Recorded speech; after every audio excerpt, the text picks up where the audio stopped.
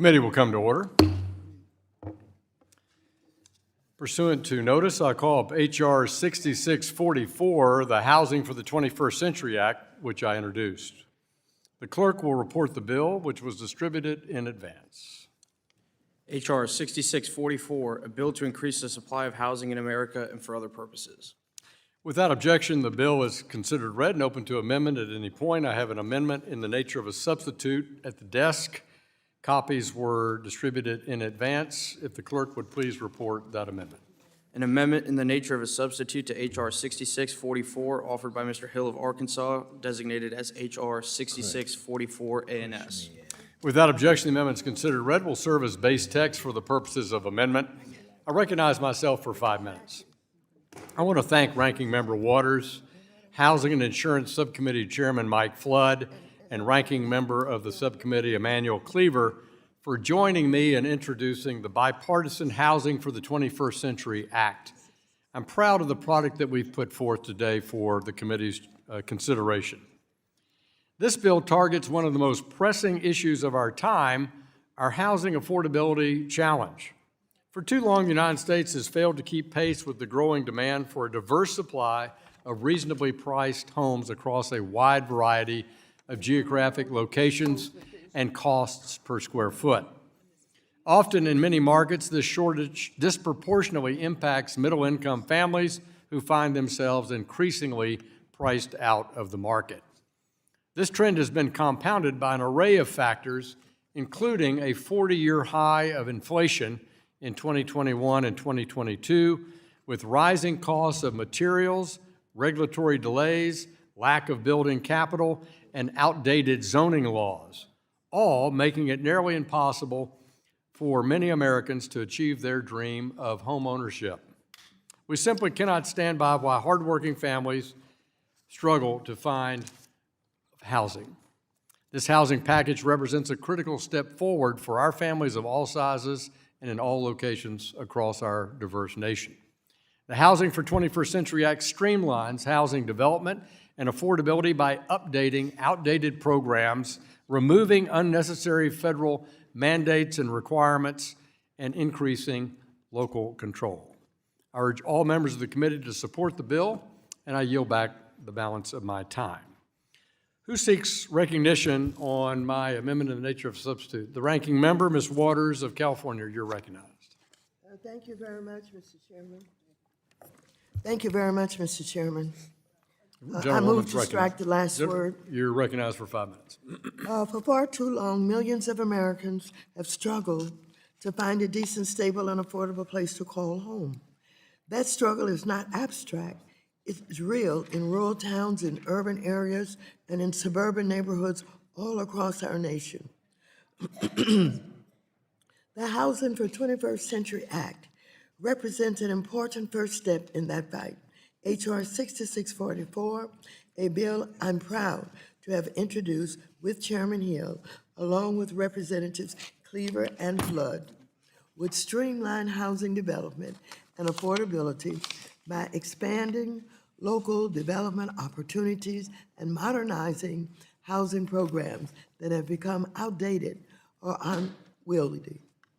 It also broadens access to home ownership, including through manufactured housing development and small dollar mortgage pilots, protects borrowers and assisted families, enhances federal oversight of housing providers, and increase the development of affordable housing for families in both rural and urban communities.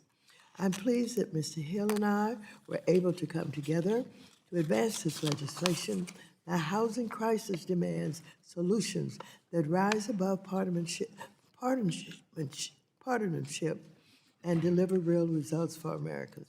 But as I made clear during our last hearing on housing, and as I will continue to say, policy reforms alone are not enough. These programs must be funded if they're going to work. For decades, federal housing programs have been chronically underfunded. We have asked them to do more with less while the affordable housing shortage has grown more severe. That approach has failed and families are paying the price. Streamlining and modernization are necessary steps, but these alone cannot build us out of this crisis. The private sector has clearly shown that they are either unwilling or unable to build the millions of affordable homes necessary to end this crisis. Without the federal government coming to the table with real funding, we simply cannot create enough homes, keep renters stably housed, or preserve the existing affordable housing stock. And so, we cannot stop here. This bill is the foundation, not a finish line. I know that several changes were made in the substitute amendment, such as adding a provision to increase the public welfare investment cap for banks from 15 to 20%, which would add as much as $2.5 billion a year in new private housing capital. I hope that the chair will also give full consideration to the additional ideas Democrats may offer today, as we've been focused on this issue for a very long time. I also know that as the public reviews this bill, we may need to make refinements to ensure the bill is implemented in a way that best supports our communities. For example, I plan to closely review a provision that exempts a housing program from the Build America, Buy America Act.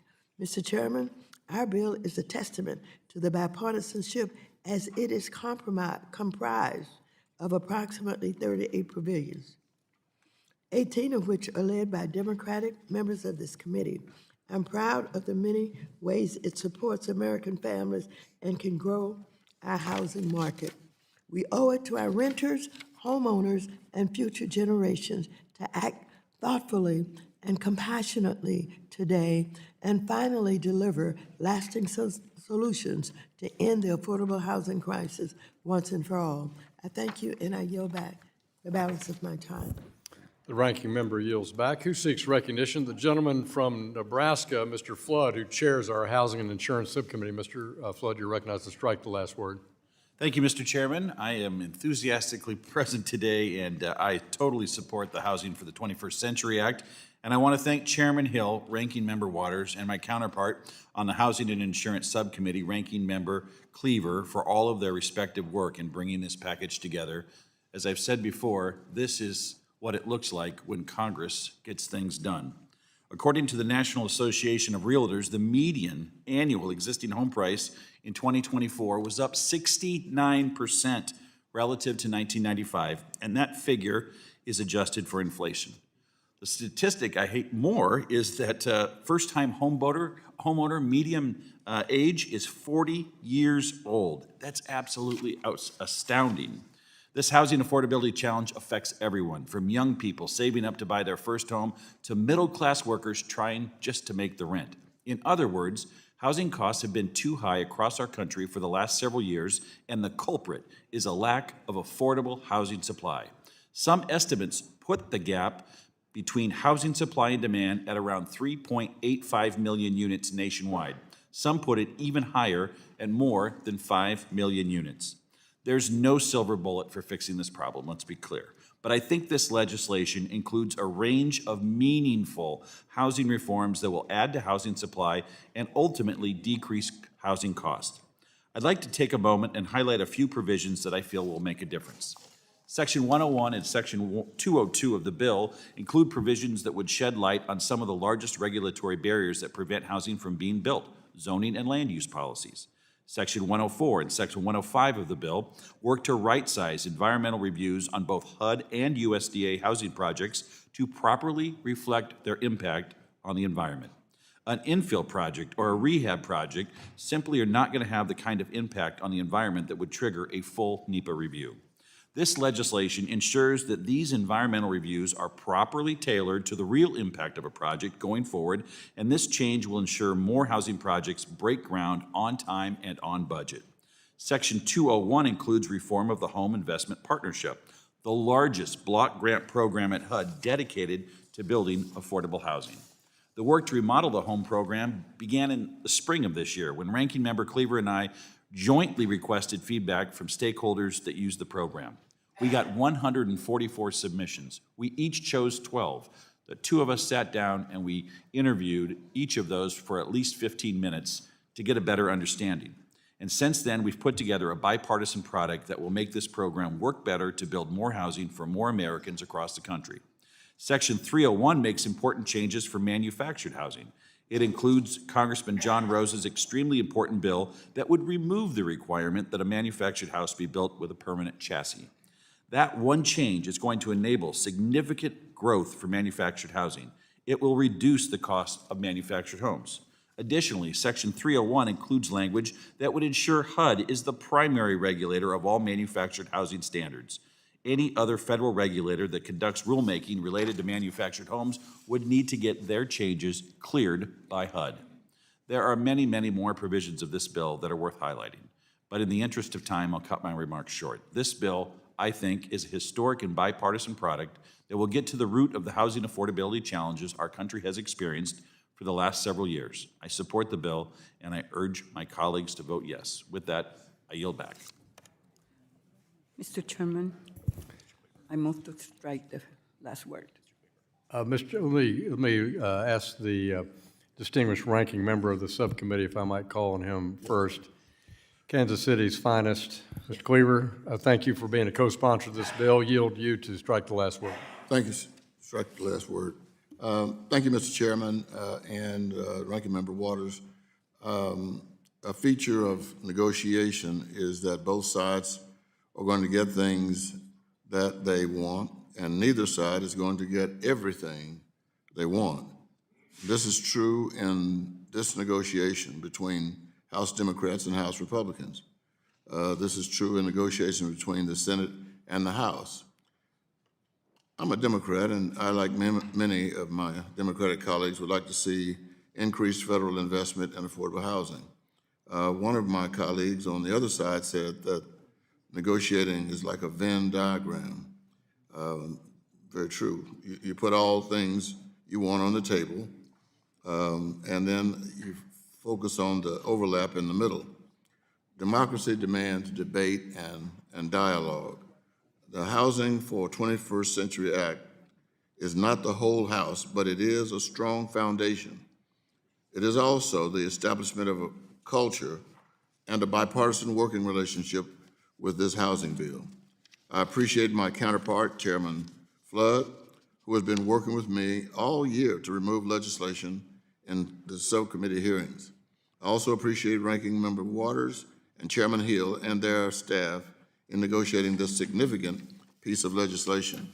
It includes bills that I've worked with Chairman Flood, Representative Lawler, and Representative Rose to reform the home program, streamline Section 8 program, boost manufactured housing supply, and ensure HUD accountability.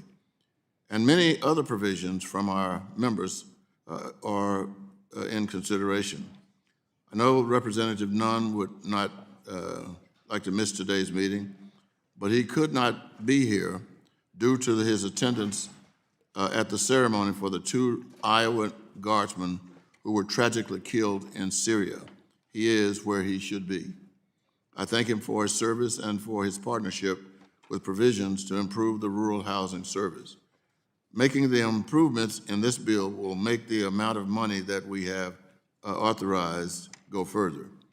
Layering multiple uncoordinated programs, each with their own rules, requirements, and complexities to deliver housing is resource intensive. Uncoordinated bureaucracy harms housing. This bill streamlines development by updating outdated programs, removing unnecessary requirements, and increasing local flexibility. Most importantly, it will change the lives of American families in positive ways. It is my hope that we will continue to perfect this bill markup today. And before the bill goes up for the House floor consideration, we're always open to continue to dialogue inside this body. And we will work, as difficult as it always is, to work with the Senate to pass this law. God bless the Senate. Thank you, Mr. Chairman. Gentleman yields back. The gentleman from Ohio, Mr. Davidson, who is the chair of the Subcommittee on National Security, is now recognized for 5 minutes. Thank you, Chairman. Last Congress, I had the opportunity to chair the Housing an insurance subcommittee and had hoped to get this kind of progress. So I commend Chairman Flood and Ranking Member Emmanuel Cleaver for getting this package together. Frankly, I commend Chairman Hill and Ranking Member Waters for their work to come together to do this. We need this legislation to do reforms. And look, there are things that don't happen in this bill that I hope we get to. The other thing is we prevented some really bad ideas from being in this bill. And I think that's the thing that often goes unnoticed. We had some Senate legislation that could have come over attached to the NDAA that had a whole range of things that were just bad ideas. They're doubling down on policies that haven't worked, that still aren't working. And this bill doesn't kind of get rid of some of that kind of wasteful spending or reform it to make it more productive, but it does do things that can make a difference with federal housing. So manufactured housing is an example. There's a federal jurisdiction for that, so there's one standard. And look, we've seen administrations try to infringe that. So and now we've got legislation that makes it clear that HUD regulates manufactured housing. We've got Congressman Rose's bill that will lower the cost by making it so you don't have to have a permanent chassis. And this increases flexibility for the kinds of manufactured housing and types of units that can be sold in the marketplace and still be great products and great options for lots of families. It does things that let banks with strong balance sheets. Section 303, I'm glad, made the cut in the ANS, in the Amendment in Nature Substitute, because it lets banks get the ability to do more public welfare housing with their own balance sheet. So you're letting private capital go to work in the marketplace. And so I think there's a host of reforms here that are pro-market, but I also want to commend everyone for working together to resist the temptation to say, well, unless we just spend more money on more of the failed programs that haven't solved the problem already, well, we don't care. This is a way to show we're trying to address the affordability crisis with things that can work, and it rightly respects local planning and zoning laws. There's a temptation in D.C. to feel like, well, the federal government should decide all sorts of things, and planning and zoning isn't one of them. And so there are people that wanted to push bills like that. This fights off some of these bad ideas and stays focused. So I commend everyone for the work. I'd be happy to yield the balance of the time to the chairman. And seeing no need, I yield back. Gentleman yields back. The gentlewoman from New York, Ms. Velasquez, who is the ranking member of the House Small Business Committee, is now recognized for 5 minutes. Thank you, Mr. Chairman. Let me begin by saying how pleased I am that we're moving forward with this legislation. All of us in this room have a responsibility to provide every American with a safe, decent, and affordable place to call home. Decades of research demonstrate that access to stable, affordable housing is foundational to improving life outcomes. But despite the overwhelming body of research, federal investment in affordable housing has not kept up with demand. According to recent estimates, the U.S. has a shortage of nearly 12 million homes for rent or purchase. Today, we can begin to address this shortage, and I'm glad to say that we're doing it in a bipartisan fashion. While this bill is not perfect, it will meaningfully and responsibly address regulatory barriers, restrictive zoning, and land use requirements, shorten permitting processes, and reduce building inspection timelines. I particularly want to thank Chairman Hill and Ranking Member Waters for working with me on language I also to ensure cooperative housing developments can access the benefits of this bill. Cooperative housing provides more than 1.5 million families with financially stable housing across the U.S. and are a critical source of affordable home ownership. My home city of New York has the country's densest concentration of housing co-ops, comprising over 12% of the city's housing stock in 2024. Despite cooperatives' vast footprint and demonstrated track record, In providing affordable housing, they are often effectively excluded from federal housing programs and policies aimed at addressing housing affordability. Explicit recognition in this legislation will help communities, developers, and state and local policymakers access every available tool to ensure that residents at all income levels have access to affordable housing. I want to thank the chairman and ranking member for also including my language requiring monitors and receivers of PHA to testify and provide a written assessment to Congress on the work they have performed throughout the prior year to improve struggling public housing authorities.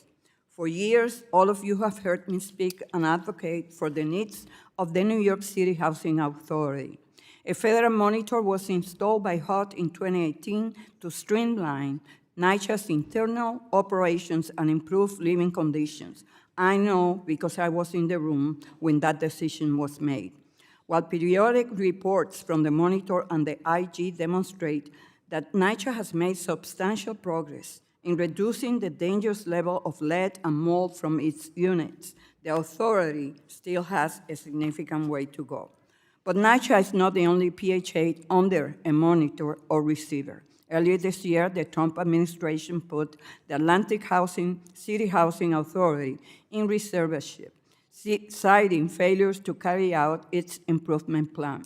The residents of NYCHA, Atlantic City, and all PHAs deserve better, requiring annual testimony and written reports from monitors and receivers is important, not to provide another layer of oversight, but to ensure Congress is working together with this individual and is providing struggling PHAs with the resources and tools they need to improve their operations and condition. And so, while this bill makes several reforms that will reduce regulatory barriers to increase our affordable housing supply and improve accountability of our PHAs, let me close by also saying that this bill is a much-needed first step. It's not the entire answer. We must also recognize that we need substantial monetary investment in federal housing programs to ensure effective development and reconstruction of the units we need. I urge my colleagues to vote yes, and I yield back. Gentlewoman yields back. The gentleman from Tennessee, Mr. Rose, is now recognized for 5 minutes. Thank you, Chairman. I want to commend Chairman Hill, Housing and Insurance Subcommittee Chairman Flood, Ranking Member Waters, and the Housing and Insurance Subcommittee Ranking Member Cleaver for their leadership in bringing this comprehensive housing package before us today.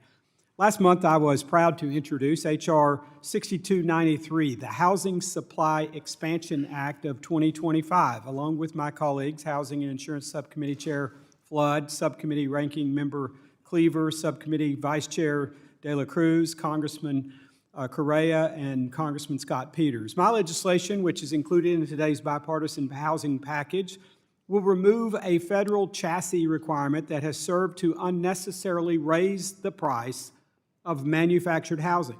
Since 1974, federal law has required that manufactured homes include a permanently installed chassis that allows them to be moved even after initial installation. This has significantly reduced the ability of young and low-income families to buy their own homes. Removing the permanent chassis requirement for manufactured homes will lower construction costs, unlock modern design flexibility, and open far more locations for quality, affordable housing. This chassis requirement has been a barrier to innovation in manufactured housing for decades, most of my life. Only 5 to 7% of manufactured homes are ever moved after initial delivery. Yet keeping the chassis can increase home prices by about $10,000, roughly 9% of the average single-section home cost. By allowing manufacturers to build homes without a permanent chassis, we enable them to use the same construction techniques and materials as site-built homes. This means stronger foundations, better insulation, more flexible floor plans, and homes that can better integrate into existing neighborhoods. Most importantly, it means lower costs and greater design flexibility, putting home ownership within reach for families who are currently priced out of the market. Mr. Chairman, it's no secret. Congress has a hard time parting with outdated statutory language. We all know how this happens. The original drafters had the best of intentions, but 50 years later, their words remain frozen in time. The Federal Manufactured Housing Code locks in a mandatory chassis requirement that perhaps made sense back then, but holds us back today. Outdated statutes are Congress's Achilles heel. It is this country's Achilles heel, and the chassis statute is no exception. The Housing for the 21st Century Act gives us the chance to update a statute that everyone knows is past its prime. It's hard to retire this statutory relic and help modern affordable homes roll off the assembly line without the baggage of half-century-old statutory language. And it's time to retire this. I would like to thank the sponsors of the Housing for the 21st Century Act for including my chassis legislation in this landmark housing bill. Mr. Chairman, I ask unanimous consent to enter into the record a letter from the National Apartment Association supporting the chassis legislation. Without objection. The Housing for the 21st Century Act represents a serious bipartisan effort to address our nation's affordable housing crisis from multiple angles. It modernizes federal housing programs like the Home Investment Partnerships Program. It also expands financing opportunities for manufactured and small dollar mortgages. What makes this bill particularly important is that it doesn't rely on any single solution. Instead, it recognizes that our housing shortage requires reforms across the entire system, from how we permit and build housing to how we finance it. This is the kind of comprehensive approach we need if we're serious about making home ownership and affordable rental housing accessible to more Americans. I urge my colleagues to join me in supporting the Housing for the 21st Century Act, and I yield back, Mr. Chairman, the balance of my time. Gentleman yields back. The gentleman from Georgia, Mr. Scott, is now recognized for 5 minutes. Thank you, Chairman. Mr. Chairman, I want to begin by recognizing something that does not happen nearly enough here in Congress. Today, we are marking up a housing bill that is truly bipartisan in both substance and spirit. And for that, Chairman Hill, Ranking Member Waters, deserves so much credit, along with you, Chairman Flood, Reverend Cleaver, and many others. This is an extraordinary example of this Financial Services Committee. Please pardon my cold. Working hard to help the American people. And having served on this committee for 22 years now, I've witnessed moments when housing policy was treated as a political tool rather than a moral and economic imperative. But I have also seen moments like now when members on both sides come together with shared recognition that stable housing is fundamental to family security, financial opportunity, and community strength. So I want to thank Chairman Hill, Ranking Member Waters, and you, Chairman Flood, Ranking Member Cleaver, and many others for this great moment in the history of this Financial Service Committee. And this is why I give my strong support to it. And I'm proud that the underlining A&S includes my bill that was filed alongside with Ms. Beatty, Mr. Fields, and others to strengthen the quality and accountability of housing counseling services. This is so much needed. Our HUD-approved housing counselors, they play a very key role in helping first-time homebuyers navigate the very complexing and conflicting home mortgage process. They assist struggling homeowners avoid foreclosure, and they support families in building long-term financial stability. It is owning a home that gives our people the strength to navigate so many other great, outstanding services in our financial services industry. And yet, under current law, HUD's ability to evaluate housing council performance and intervene when standards are not being met is very limited. Low-performing counselors may lack credit or accurate knowledge of FHA, VAA, or state housing finance agency products. Ladies and gentlemen, this is the foundation of the economic system of this great nation. Owning a home opens up a highway of so many other things that our people can take advantage of. The impact on first-time homebuyers can also be detrimental. You got borrowers out there who steer towards high-cost, riskier products despite qualifying for safer fixed-rate government-backed options. The downstream consequences of this bill will be dire, with elevated default rates and delinquency in just 12 to 36 months. Quality housing is needed. Thank this Financial Services Committee, and I return the balance of my I don't have any balance. Gentleman yields back. The gentleman from Pennsylvania, Mr. Muser, who is the chair of the Subcommittee on Oversight and Investigations, is now recognized for 5 minutes. Thank you, Mr. Chairman. I too support and applaud the full committee and commend the leadership for the 21st Century Act, including Chairman Hill, Housing Subcommittee Chair Mike Flood, Ranking Member Maxine Waters, and Representative Cleaver. Housing affordability is a supply problem, and federal policy has made it far too slow and expensive to build. President Trump, working with Secretary Scott Turner, has already begun fixing federal housing policy by cutting the red tape, restoring a pro-growth regulatory approach, and emphasizing that affordability starts with supply. That shift has helped stabilize construction inputs like lumber prices and refocus HUD on enabling housing production rather than new mandates.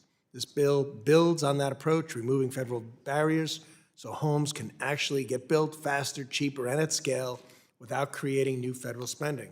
Today, it costs roughly $100,000 before the shovel hits the dirt, and home builders cannot economically build a new home for, many say, less than $250,000.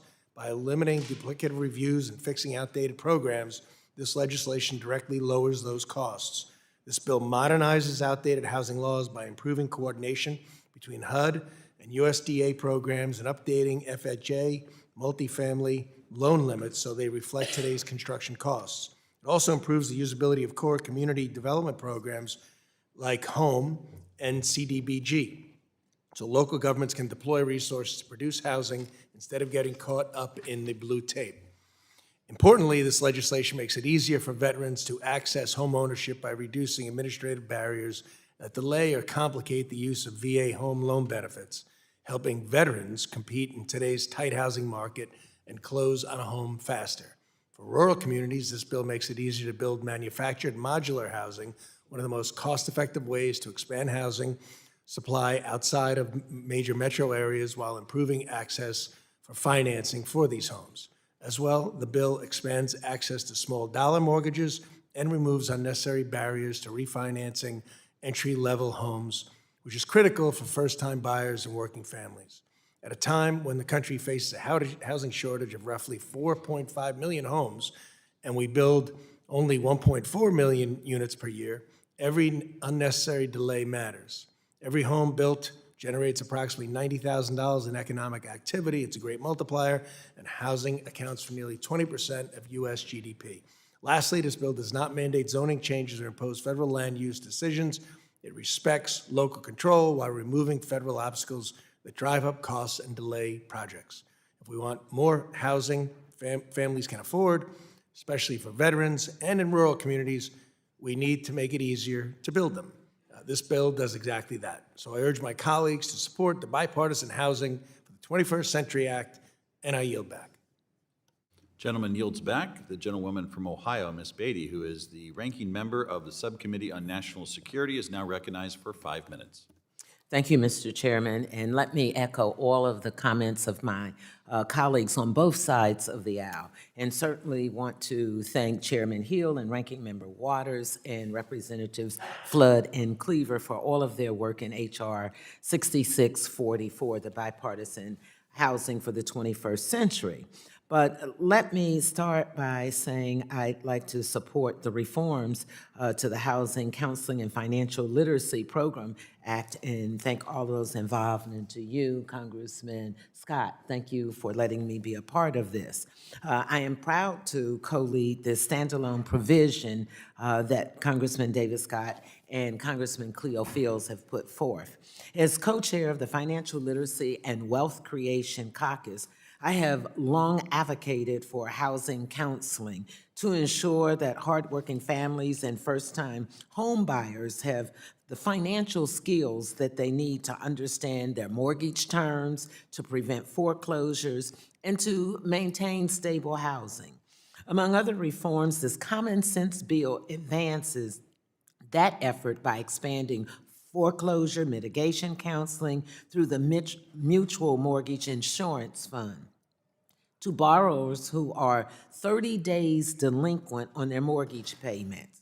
Families in my home state of Ohio and across this country are facing, as we know, affordability crisis, struggling to put food on their tables, struggling to pay the rising cost of health care premiums, to pay their bills, to keep themselves safe, and to keep a safe and secure roof over their heads. And so today we join in a bipartisan manner to pass this bill. And I'm so honored to be a part of this because for a long time, Democrats and my colleagues have been advancing affordability, and it has been a high priority. And today in Congress, we are taking the responsibility to give them more tools, not less, to weather the storm, and that includes empowering them with vital financial literacy skill. So I asked others to join me.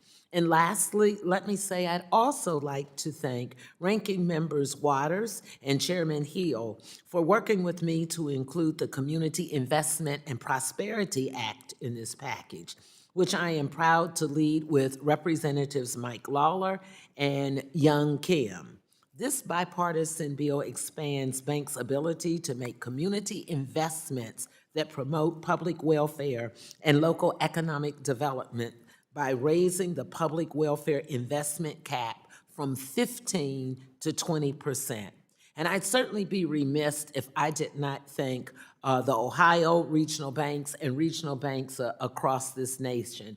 But in my hometown of Columbus, Ohio, and Central Ohio, I'd like to thank Key Bank, Huntington Bank, and Fifth Third Bank for all of their work on this. And this small change, members of Congress, will free up capital for historic investments in affordable housing, small businesses, and community development, delivering results for hardworking families. So to everyone, I say thank you for us putting forth this bipartisan package. And Mr. Chairman, Ranking Members Waters, I yield back. Gentlewoman yields back. The gentleman from Indiana, Mr. Stutzman, is now recognized for 5 minutes. Thank you, Mr. Chairman. First of all, I'd like to submit for the record letters of support for the package from Americans for Prosperity, and also the National Taxpayers Union, and then also a memo from Club for Growth. They don't endorse it, but their principles do align with it. Without objection. I want to recognize that this bill does something that very few pieces of legislation can accomplish these days in Washington. This package does not spend a dime of taxpayers' money. What it does do is put forward bipartisan common sense reforms that get big government out of the way of building new housing. And we all know there's great demand for new housing across the country. Reforms like my bipartisan Streamlining Rural Housing Act. Right now, rural housing projects in Indiana and across the country that utilize both HUD and USDA programs must undergo two separate environmental reviews. This duplicative process creates additional costs for developers, prolongs the construction, and deters much-needed investments in affordable rural housing, and at the end of the day, slows down the family who would like to build a new home. It takes more time. So my bill is simple. It requires HUD and USDA to develop a joint environmental review process for rural housing projects so that the two reviews can become one. My bill also requires these agencies to evaluate categorical exclusions for rural housing projects that use combined funding. There's no reason why rural housing should be delayed or cost more because of duplicative government regulations in Washington. So I'm thankful to Chairman Hill, Ranking Member Waters, as well as Chairman Flood and Ranking Member Cleaver for including this common sense reform in this bill. I'd also like to thank my bipartisan co-leads, Conference Chair Lisa McClain, and my distinguished colleagues from across the aisle, Ms. Peterson and Mr. Scott, for their willingness to support this reform. And I'm proud to support the Chairman's Housing for the 21st Century Act, and I would urge my colleagues to support it as well. With that, I'll yield back. Gentleman yields back. The gentlewoman from Massachusetts, Ms. Presley, is now recognized for 5 minutes.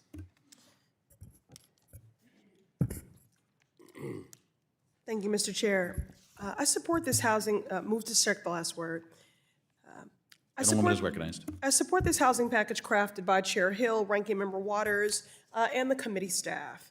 Thank you for including these two bills, which are a priority of mine, the Eviction Helpline Act and the Helping More Families Save Act in this package.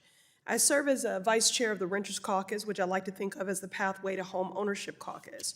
Renting is an essential part of the housing journey for millions of adults throughout the country, and the inclusion of these bills demonstrates how Congress can both help renters, tenants, to remain safely housed, while also how tenants can achieve the dream of home ownership. Housing is a human right. It is health, it is dignity, it is stability and community. Every single person deserves access to a quality home that they can actually afford. That's why my bills are so necessary.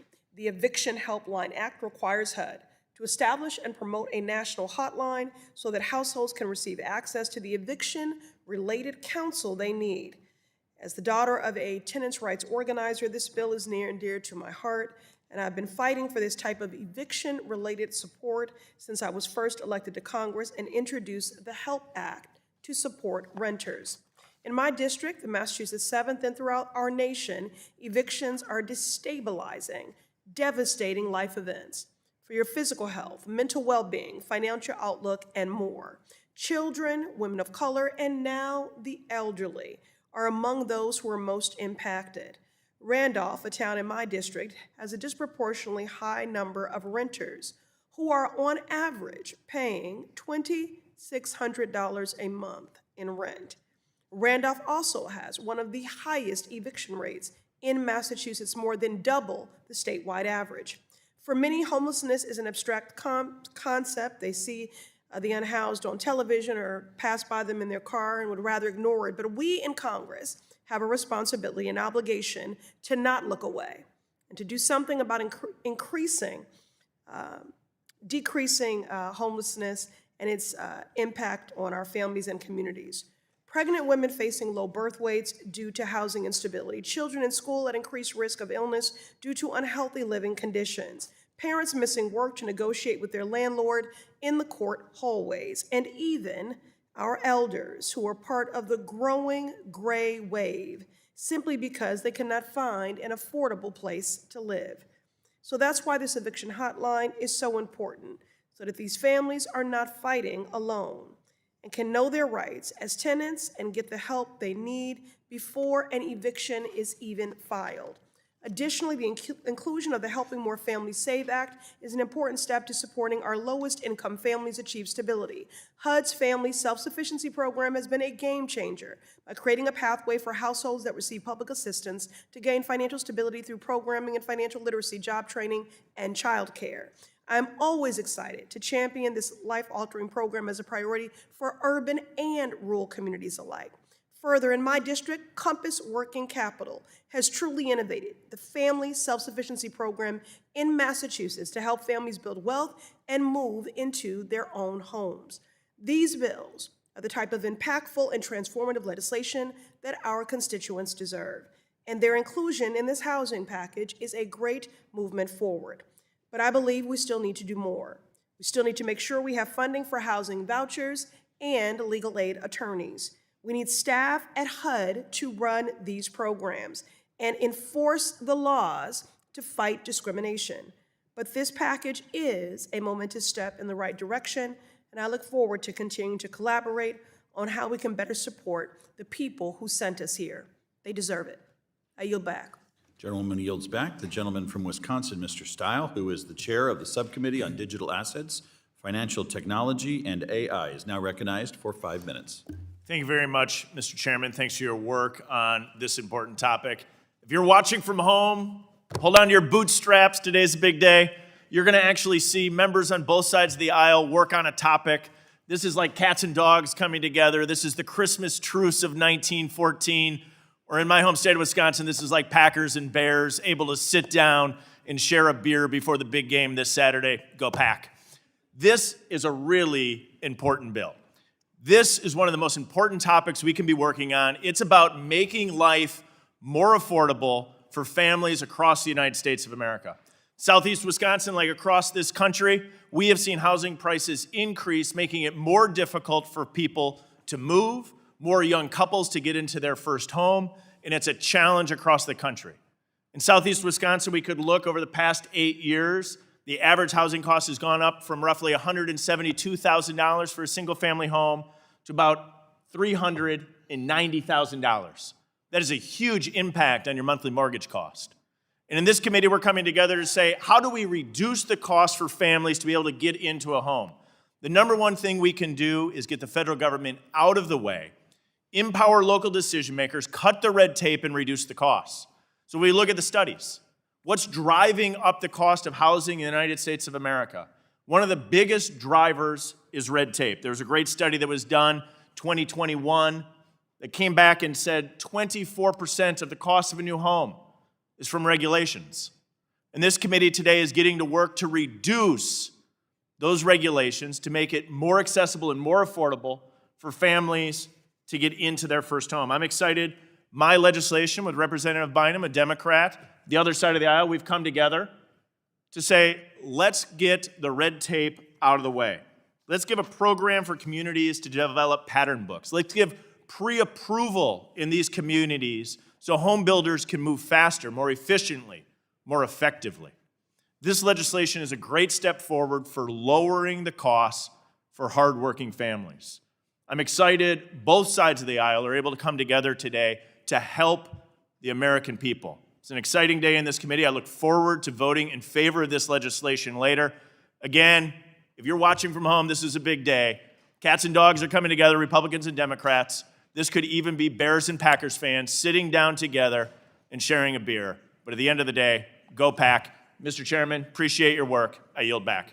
Gentleman yields back. The gentleman from New York, Mr. Torres, is now recognized for 5 minutes.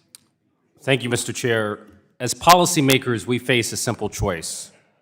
Either we make housing scarce and expensive, or we make it abundant and affordable. The Housing for 21st Century Act represents a decisive choice in favor of housing abundance and affordability. I'm proud to be the lead sponsor of several bills in the housing package, including legislation that advances single-stair housing reform. Although prohibited in most state and local jurisdictions, single-stair or point-access block housing in mid-rise construction is the international norm and widely recognized as the best practice. The United States is an outlier in mandating 2 staircases, an artificial and arbitrary constraint that sharply limits the amount of affordable housing that can be built in America. Mandating a second staircase, as most states and localities do, makes housing more scarce and expensive. It adds hundreds of thousands of dollars to construction cost, it renders development on small and narrow lots infeasible, and it crowds out usable square footage that would otherwise be devoted to housing. Single-stair housing has the potential to unlock hundreds of thousands, if not millions, of new affordable homes. According to the Pew Charitable Trust, single-stair housing can reduce construction costs by 6 to 3%. A 2024 report found that single-stair reform could enable the development of 130,000 housing units in the greater Boston region alone.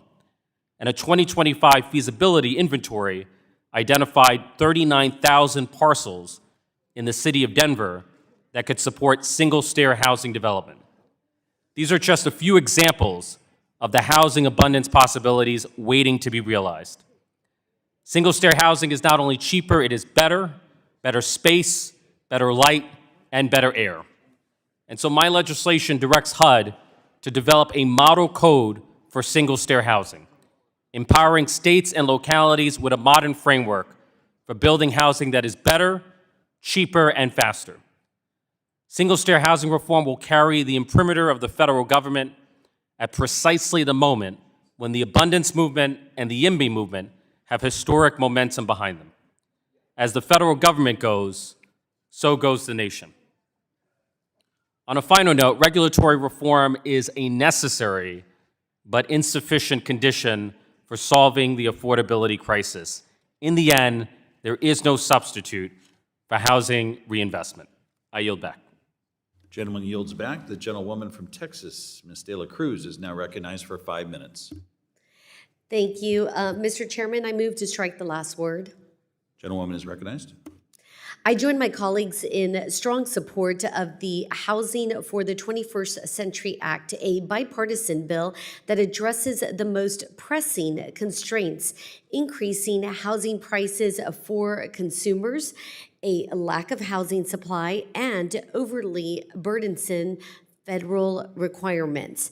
Our country has an affordable housing crisis driven by decades of underdevelopment that has left us over 5 million housing units short. In my community in South Texas, purchasing a home feels out of reach for many. The growth in home prices continues to outpace wages, and housing costs continue to be the single largest expense many families have each month.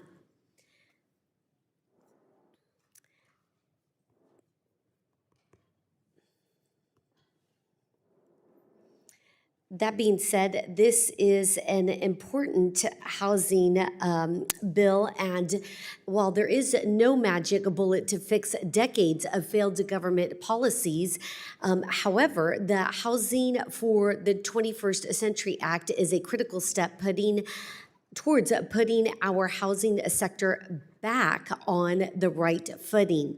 I am proud to see 4 key provisions that I originally introduced as standalone bills included in this package. These 4 provisions include solutions to addressing our housing shortage, including by updating the Federal Housing Administration's mortgage insurance loan limits for residential multifamily construction. This simple fix will ensure our federal programs reflect the true cost of building today and will act as a catalyst to bring more homes on the market. This act also includes many key provisions of mine to ensure our nation's veterans can access the housing assistance they earned through their service. Specifically, this legislation would include a veterans service-connected disability income from income calculations while trying to qualify for housing assistance. It would also ensure that veterans are made aware of the VA loan products they are eligible for when applying for a mortgage, further expanding housing access and affordability. Finally, the Housing for the 21st Century Act ensures that all federal agencies administering housing programs, including HUD, the USDA, and the VA, better coordinate with each other to maximize the impact of our current federal housing programs. As the vice chair of the Housing and Insurance Subcommittee, making housing more affordable is a key driver to my work. The Housing for the 21st Century Act will increase housing supply and make the American dream for home ownership more attainable. I urge my colleagues to join me in support of this important legislation and vote yea on the Housing for the 21st Century Act. Thank you. I yield back. Gentlewoman yields back. Pursuant to the previous order, the chair declares the committee in recess. Subject to call of the chair, we will reconvene immediately following votes. The committee stands in recess.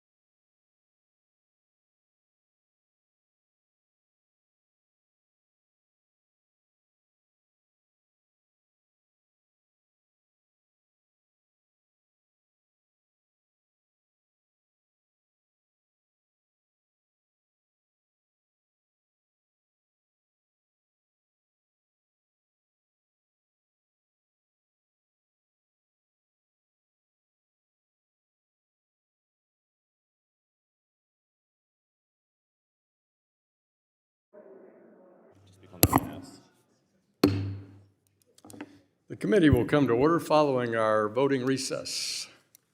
Chair recognizes the gentleman from Montana, Mr. Downing. You're recognized to strike the last word. Yes, I move to strike the last word. You're recognized for 5 minutes. Thank you, Mr. Chairman. Let me start by saying how happy I am that this committee has spent so much time focused on making housing more affordable. This is an issue that plagues every community in the United States. We've had numerous hearings where we've heard from many experts on why this is such a challenge and what Congress can do to fix it.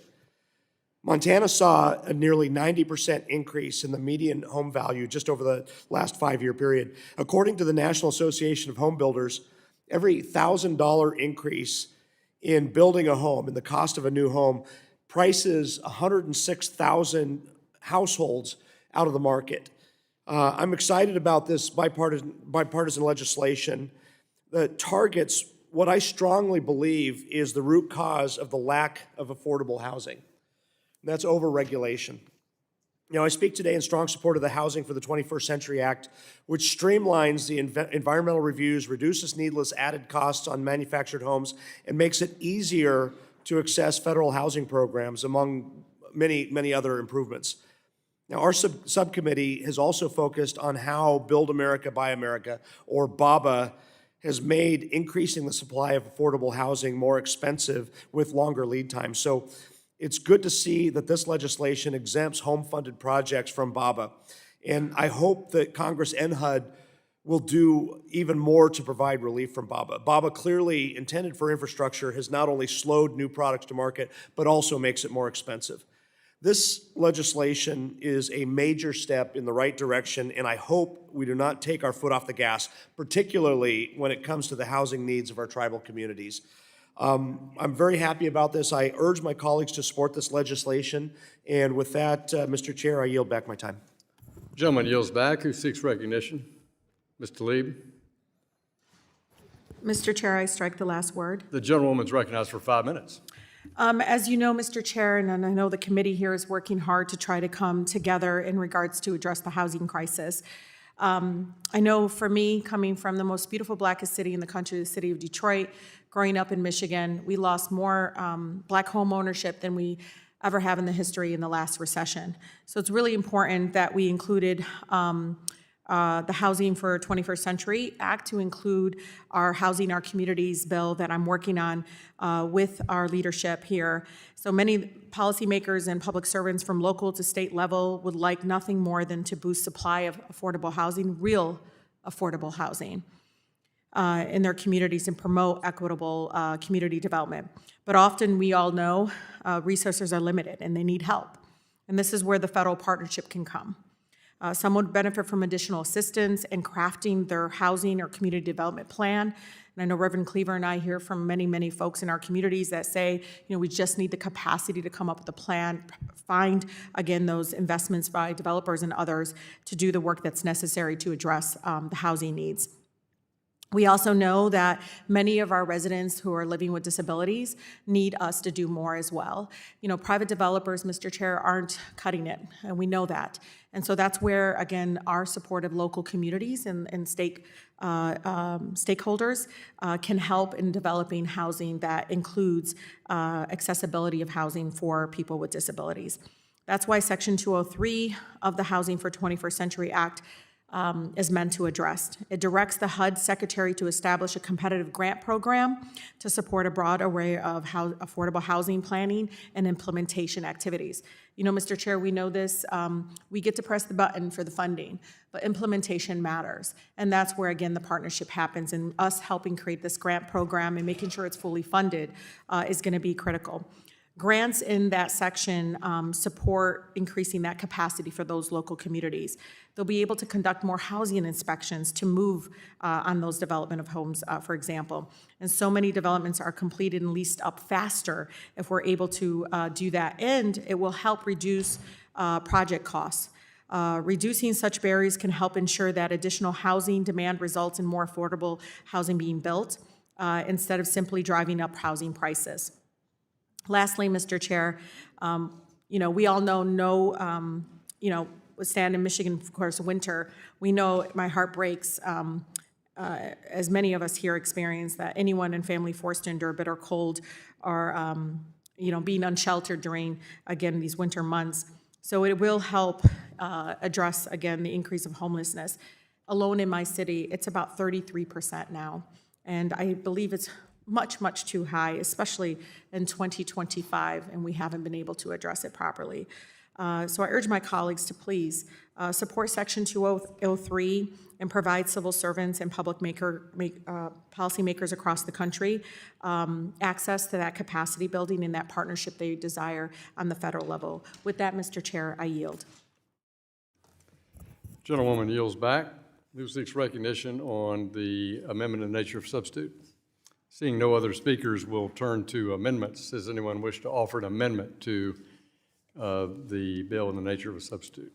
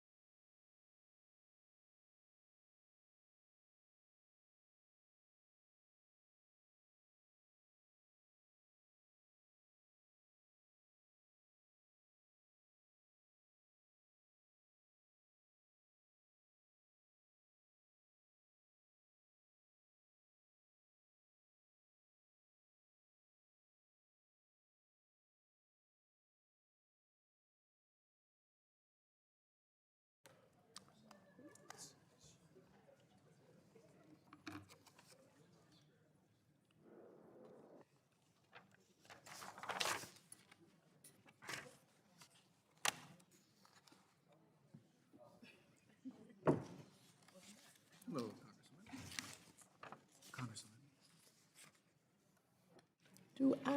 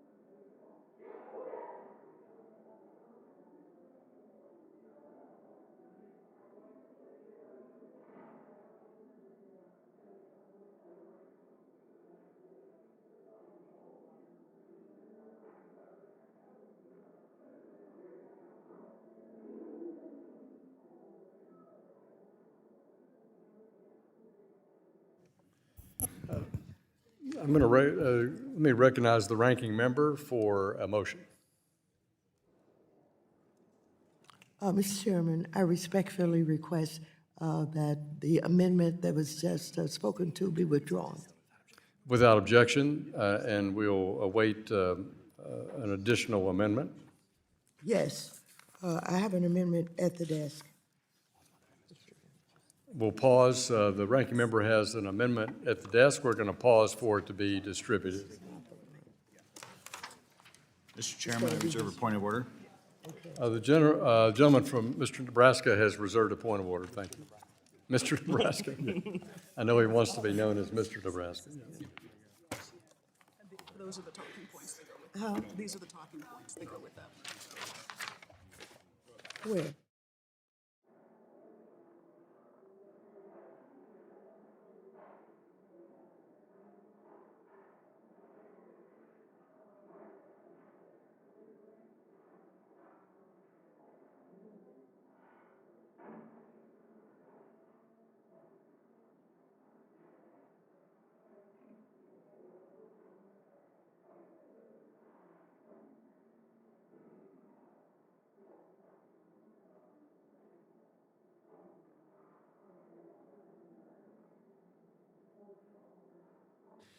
All right, Mr. Clerk, if you would report the amendment from the ranking member. An amendment to the amendment in the nature of a substitute to H.R. 6644, offered by Ms. Waters of California, designated as Waters 118. Without objection, the amendment is considered read, and the gentlewoman from California is now recognized for 5 minutes to describe her amendment. Thank you very much, Mr. Chairman. The affordable housing crisis has reached a breaking point, and incremental action alone will not meet the scale of the challenge before us. Families across the country are struggling to afford rent, buy a home, or remain stably housed, and Congress has the responsibility to respond. While the Housing for the 21st Century Act takes an important step towards modernizing and streamlining housing programs, it must be matched with significant investments to deliver real results in creating more homes. My amendment would do just that. For decades, federal housing programs have been chronically underfunded, even as housing costs have risen and homelessness have skyrocketed. We have asked these programs to do more with less for far too long, and the consequences are visible in every community. That is why I have consistently called for bold federal investment in housing, including through my bills, the Housing Crisis Response Act, the Ending Homelessness Act, and the Down Payment Toward Equity Act. The Housing Response Act would invest more than $150 billion in fair and affordable housing and create nearly 1.4 million new affordable and accessible homes and reduce housing costs for all.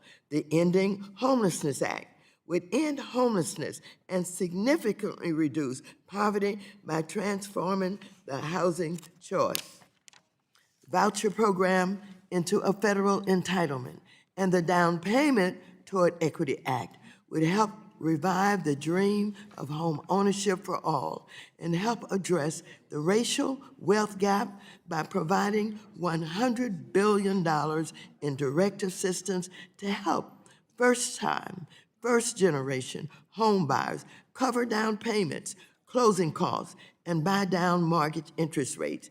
Together, all of these bills represent the single largest, most comprehensive investment in affordable housing history and would end homelessness, boost the affordable housing supply, and restore the American dream of home ownership.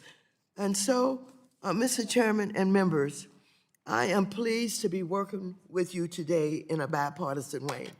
But the hard work that we have put into all of the bills that I've just identified is work that we believe strongly in.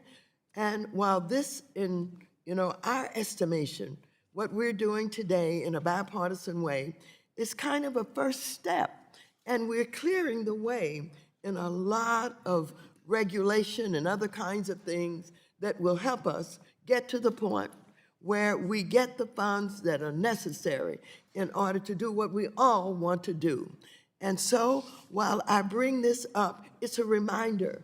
It's a reminder of what we care about, what we've worked for, what we believe in, and what we think we need to end homelessness, for example, forever, to help young people, and on and on and on. And so I just want to remind everyone that we have not forgotten about our approach to dealing with housing and all of the housing issues. We're working today in a bipartisan way to really get started down that path. And so we appreciate the opportunity that you have helped to afford with this bipartisan effort that we're doing. But we will never forget, and we don't want you guys to forget, that we still believe that in order to do what we all want to do, both for rural and urban areas, we're going to have to spend money at some point. And maybe at the time that we get rid of some of the obstacles in the way of getting to where we want to go, we'll be ready to do what is necessary. I yield back the balance of my time. Gentlewoman yields back. Does the gentleman from Nebraska insist on his point of order? I'd like to withdraw that, Mr. Chairman. Very good. Is there further debate on Mrs. Waters' amendment? I move to strike the last word. The gentleman from Nebraska is recognized. Thank you, Mr. Chairman. I certainly respect the sentiment behind this amendment. Unfortunately, I have to oppose it. As it stands, this legislation is delicately negotiated, and it's been a project that both Republicans and Democrats could come together on. While we must be mindful that any changes we make to the bill must maintain the legislation's viability on the House floor, adding this new spending would make it much harder to be successful on the House floor this Congress. Furthermore, we all know that ultimately the decision of how to fund any priorities in our committee does not lie with us, but it does lie with the Appropriations Committee. As authorizers, we have worked hard to find bipartisan compromise on the substantive policy issues within this bill. Let's stick with the good work we have and work on this in a bipartisan way. Unfortunately, I can't support this amendment. I yield back. Mr. Flood yields back, who seeks recognition on Mrs. Waters' amendment. Of the gentleman from North Carolina, you're recognized to strike the last word. Thank you, Mr. Chairman. I too join Representative Flood in opposing this amendment, but really want to talk more broadly about this bill and what it does that should be embraced in a fully bipartisan way. The Housing for the 21st Century Act addresses, one of the most serious challenges facing families all across this country, and that is simply the lack of affordable housing. For years, housing supply has failed to keep pace with demand. Rising construction costs, regulatory delays, and outdated federal standards have made it slower and more expensive to build homes. As a result, the supply has been constrained, prices have risen, and working families have been left with fewer options. These challenges are especially pressing in fast-growing states like my home state of North Carolina, where the population growth has only intensified the disparity between supply and demand. Rather than imposing new federal mandates, this bill takes a smarter approach. It removes unnecessary barriers to housing production, and it gives states and local governments greater flexibility to expand supply in ways that reflect local needs. The Housing for the 21st Century Act directly addresses regulatory inefficiencies that delay construction, that increase costs, does so by streamlining federal environmental review requirements and modernizing federal standards that no longer reflect today's modern building practices. These reforms will shorten the permitting timelines, and they will also directly lower the per-unit construction costs. The bill also embraces innovation, particularly when it comes to manufactured and factory-built housing. You can ride down the road and you can see now where a lot of the construction, so many things are prefabricated that arrive on scene and they're able to be installed efficiently, just as well as stick belt in those cases added to the home. But current regulations don't fully envision that and keep up with that. But these homes ultimately can be delivered more quickly. They can have a lower cost. And by getting rid of these outdated provisions, it also gets rid of that, and it also reduces some of the financial barriers that have limited their potential. By modernizing these standards, this bill will help increase the production of affordable housing without sacrificing quality or safety. And that's one thing I got to say to Congressman Flood. He's done a good job of balancing that, making sure that, you know, it's not just about having it cheap, it's about having it affordable, but at the same time, good quality for these home buyers. You know, ultimately, affordability is going to require that more homes be built faster at lower costs and across a range of housing types. This bill reflects this reality. It's one, you know, it's great, Mr. Chairman, when we can say there's something that we're doing that's pragmatic, it's bipartisan, and it's actually focused on results. One of the things that I hear more and more when I'm back in my district, I'm sure most folks sitting in this room here, are how expensive things are, particularly related to wage growth. And we've seen finally wages coming up now. Wages are coming up now higher than inflation, which was not the case 4 years ago. And so changes like this bill that make home ownership more affordable, update old policies that simply aren't keeping up with the times, and do it in a way that allows more Americans to own a home, are what we should be doing. There are those who try to, and renting is certainly a good option for a lot of folks.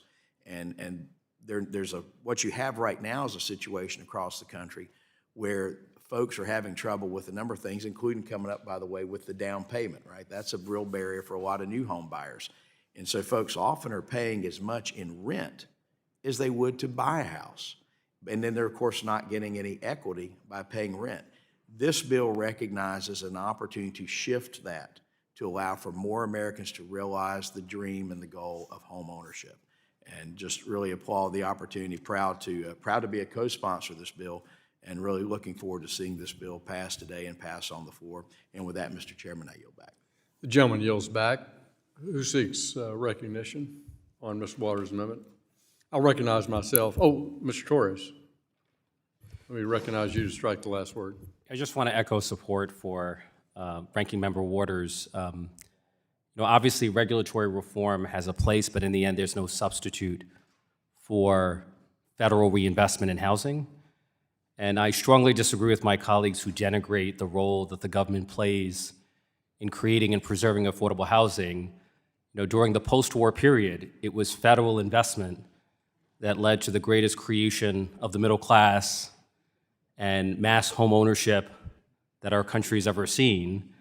And so the federal government has a proven track record of creating housing for the middle class, for the working class, and we need to revive that robust federal role in the 21st century. So let's not create a false choice where one need not exist.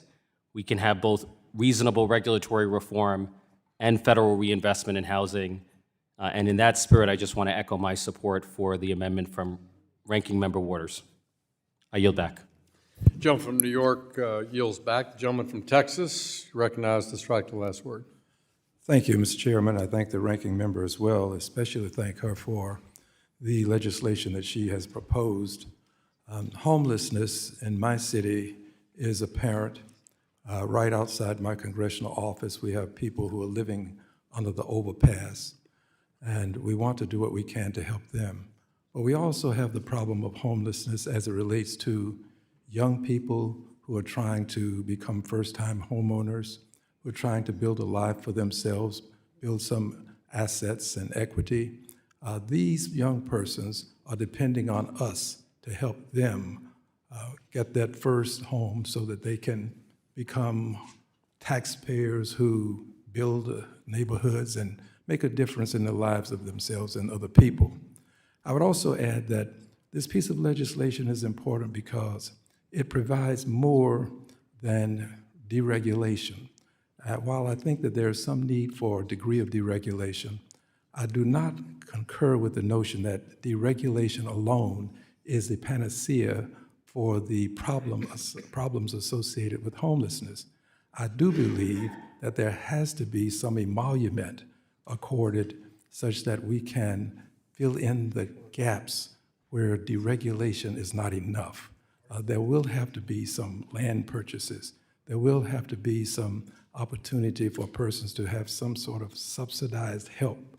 We have subsidized oil companies for years and years. We've subsidized auto manufacturers.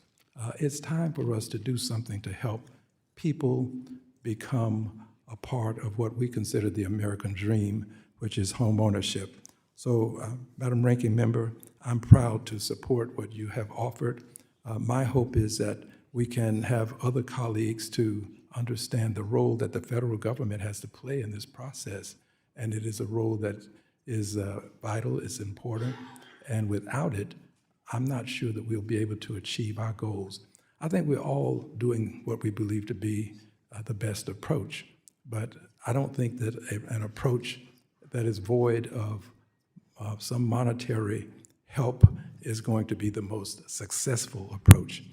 I support what you're doing, and I would yield time to you if you desire some additional time.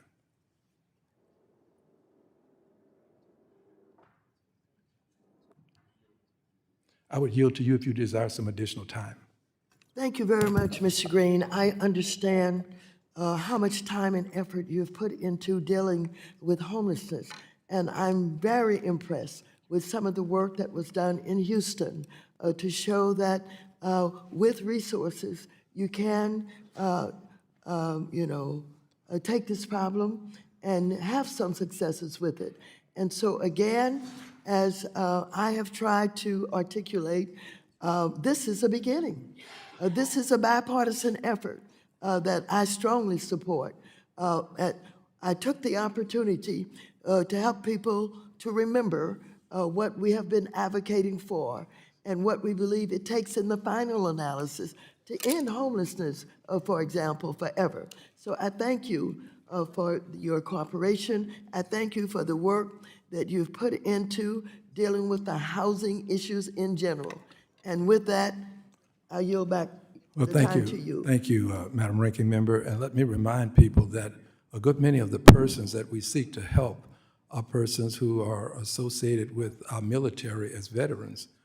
We have veterans now who are in need of some assistance. They've been getting assistance by and through the VA, but there are a good many of them now with children who are in need of some help. They're the next generation of homeowners. So let's not allow this to become only a genesis. Let's move forward to the revelations necessary to make this more than an ideal. Let's make it real for people who are in need of some real help when it comes to home ownership. We can do it.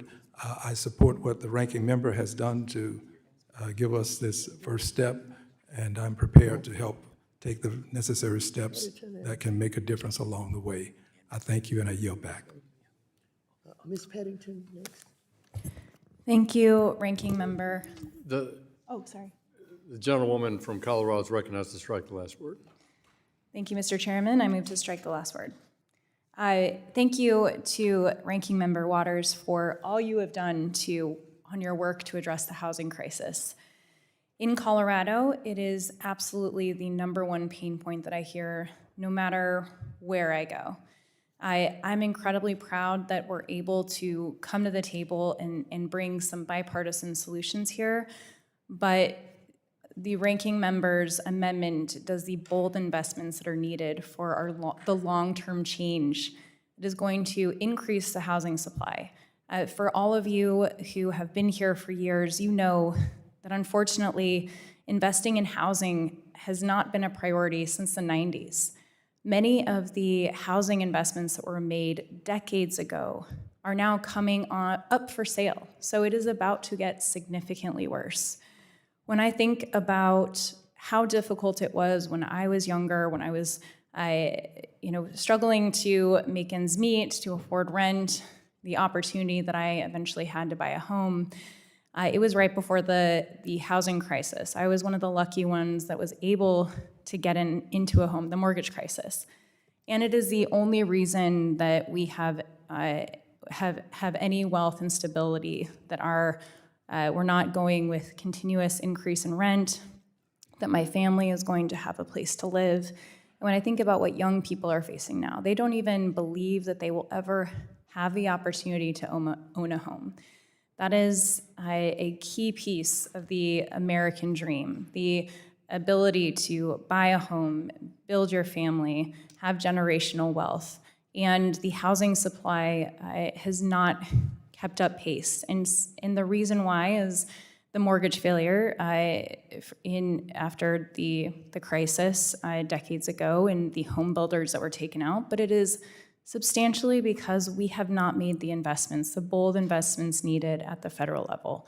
We need to meet this at every level. This is an incredibly complicated issue, and I think that you've heard that over and over today with what we need to address this. It is streamlining process. It's bringing incentives for the business community for investment. It's trying to bring some carrots for local municipalities to do the right thing and make sure that they don't have barriers in place for housing supply.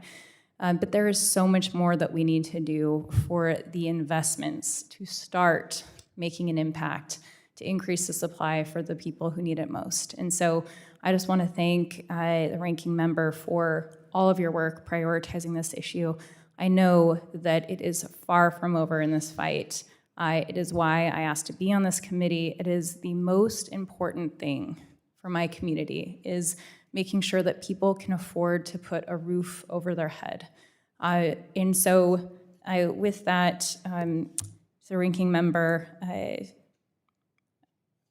don't know if you would like to say anything, but I would like to yield.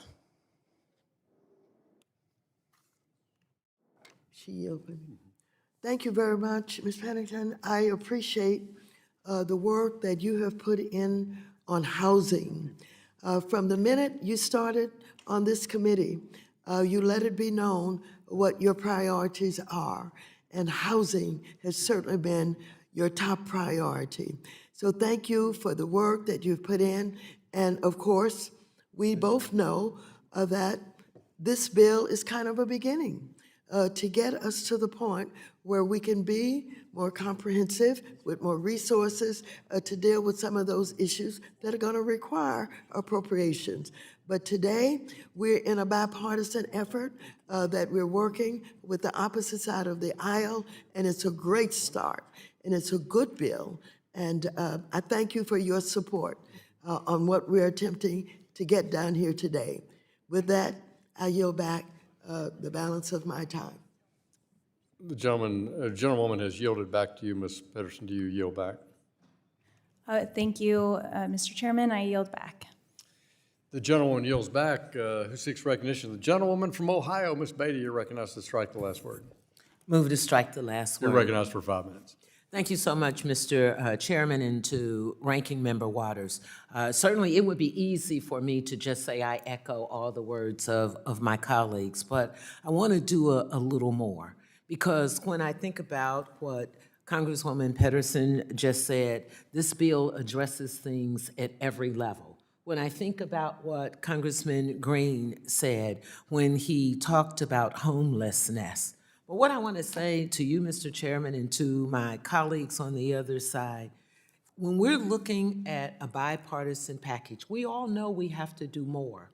But I don't know any person who has done more, written more, advocated more, and put a funding package up consistently to make sure that those who are across this wonderful nation that we live in will understand that in the work that Congresswoman Waters has done, she's talked about affordable home creation, funding for construction purposes and rehabilitation and rental and home ownership, not just in her district, but I am comfortable in saying for every member, Democrat or Republican, suburban, urban, or rural America, it touches those lives. We can talk about housing vouchers and the work that she's done and the dollars that she's recommended.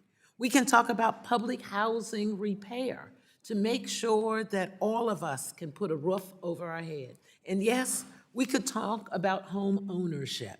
And I know I'm not the only person sitting in this committee that can remember the first time I signed those papers, FHA, for home ownership.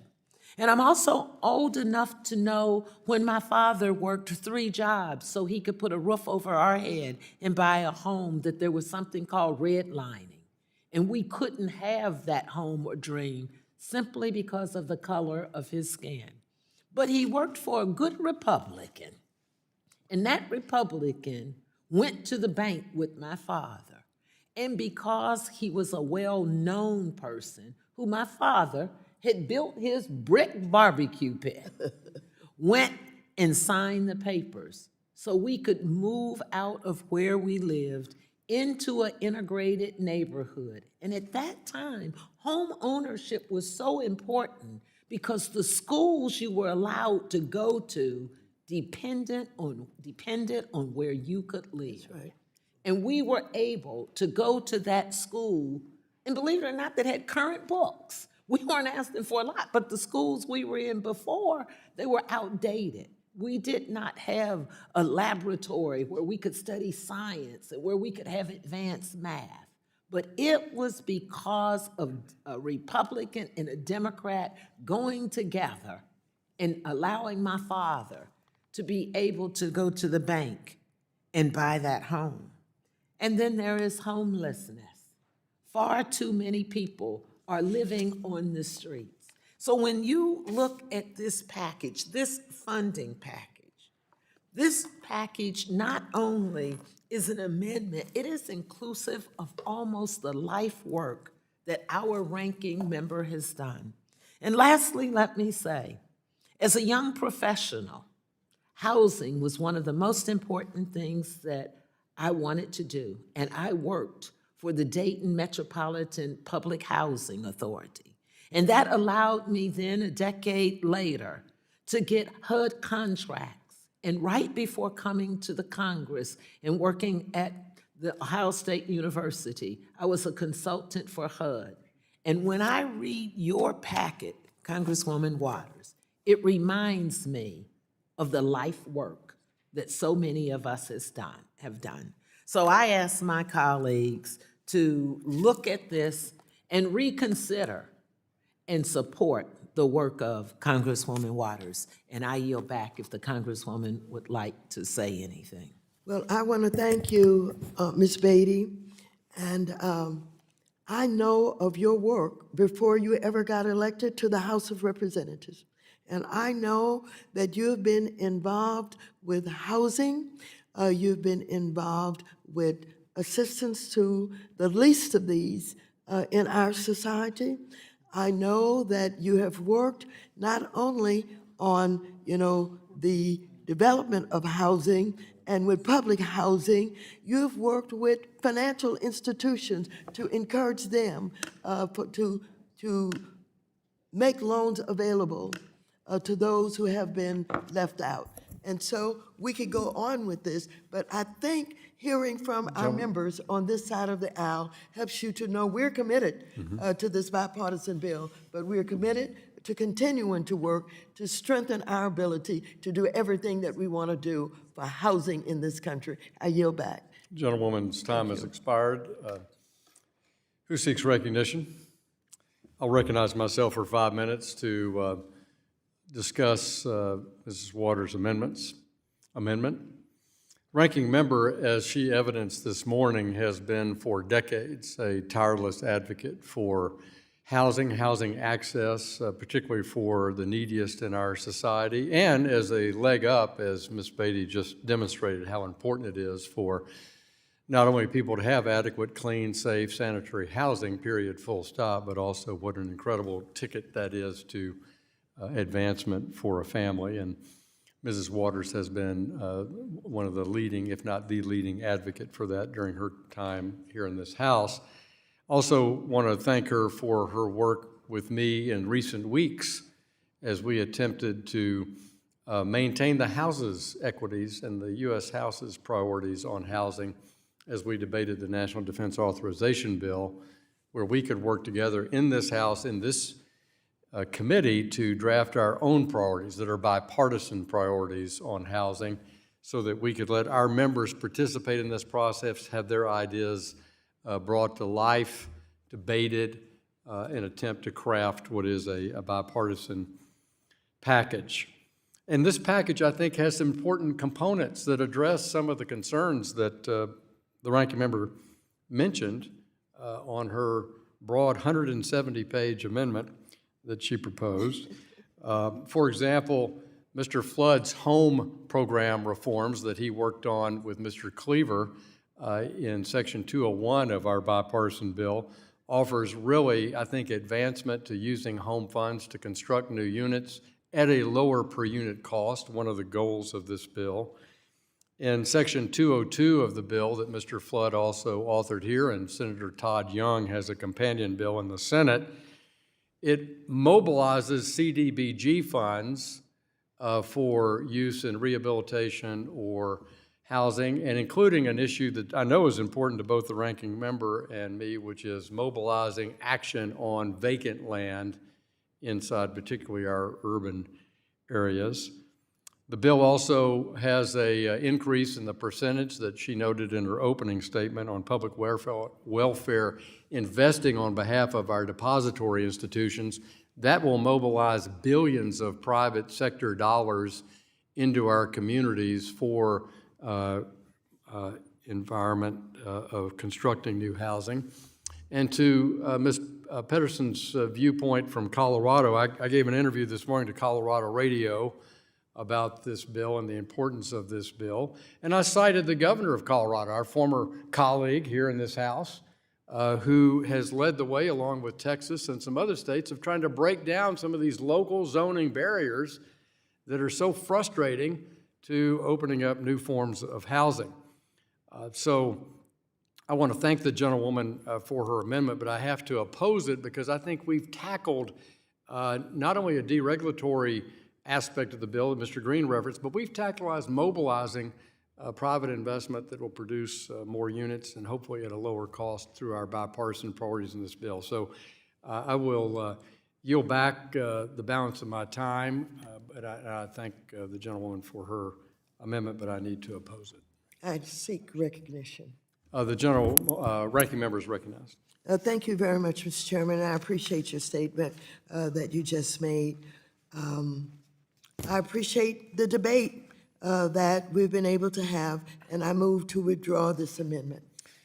Without objection, the amendment be withdrawn. Would you yield me a moment? I yield to you. Let me thank you again for the work on the bipartisan effort. And I want to say all of us on a bipartisan basis, we know what our young people are dealing with on rents in urban areas. I am pleased to see, as the gentleman from North Carolina noted, that real wages are now growing faster than cost. That's good.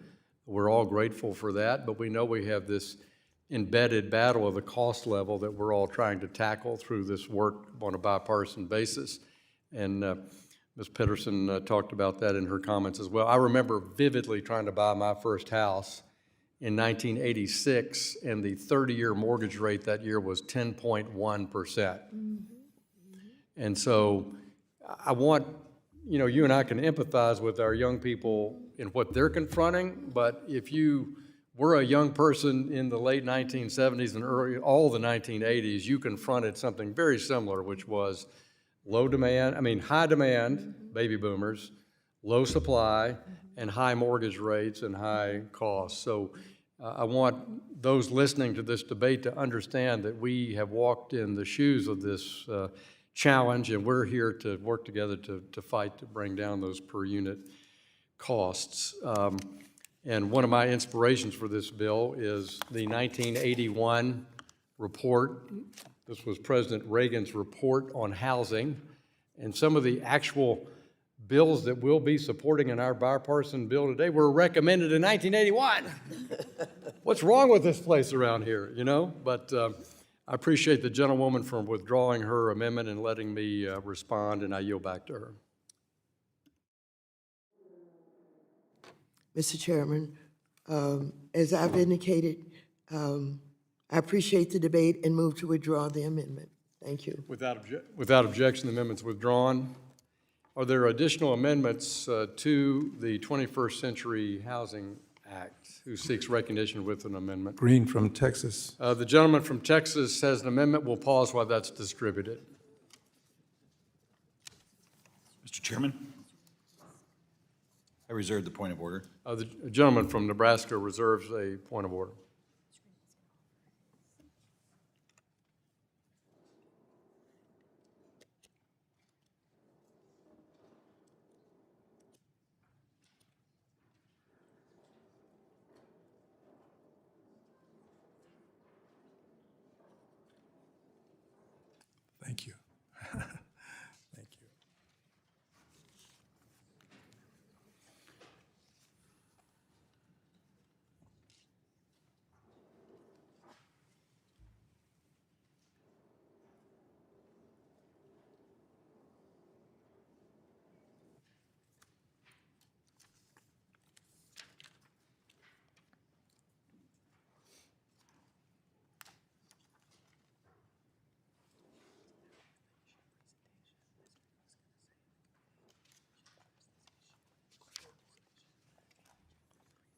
Clerk will report the amendment, please. An amendment to the amendment in the nature of a substitute to H.R. 6644. Mr. Chairman, I ask that the amendment be considered as read. The amendment was considered as read, and Mr. Green, you're recognized for 5 minutes to describe your amendment. Thank you, Mr. Chairman. As I strike the last word, I'd like to announce that this is the Reforming Disaster Recovery Act amendment to H.R. 6644. And I'm proud to say that Ms. Wagner and I have worked on this for a number of years. In fact, it passed the House on November 18th of 2019 in the 116th Congress, 290 to 118 votes. This amendment, I believe, is going to be very helpful in terms of codifying what we typically do when we have a disaster, and that is reinvent the wheel. This amendment permanently authorizes the Community Development Block Grant Disaster Relief, that is a CDBG-DR program, and establishes a Community Disaster Assistance Fund for HUD to administer the CDBG program.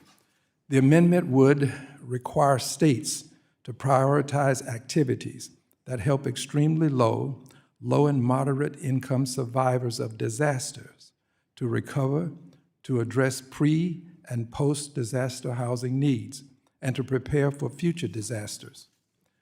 It requires that 70% of the recovery funds benefit low and moderate income people and provide clearer directions to the Department of Housing and Urban Development, HUD, on when it can adjust this requirement.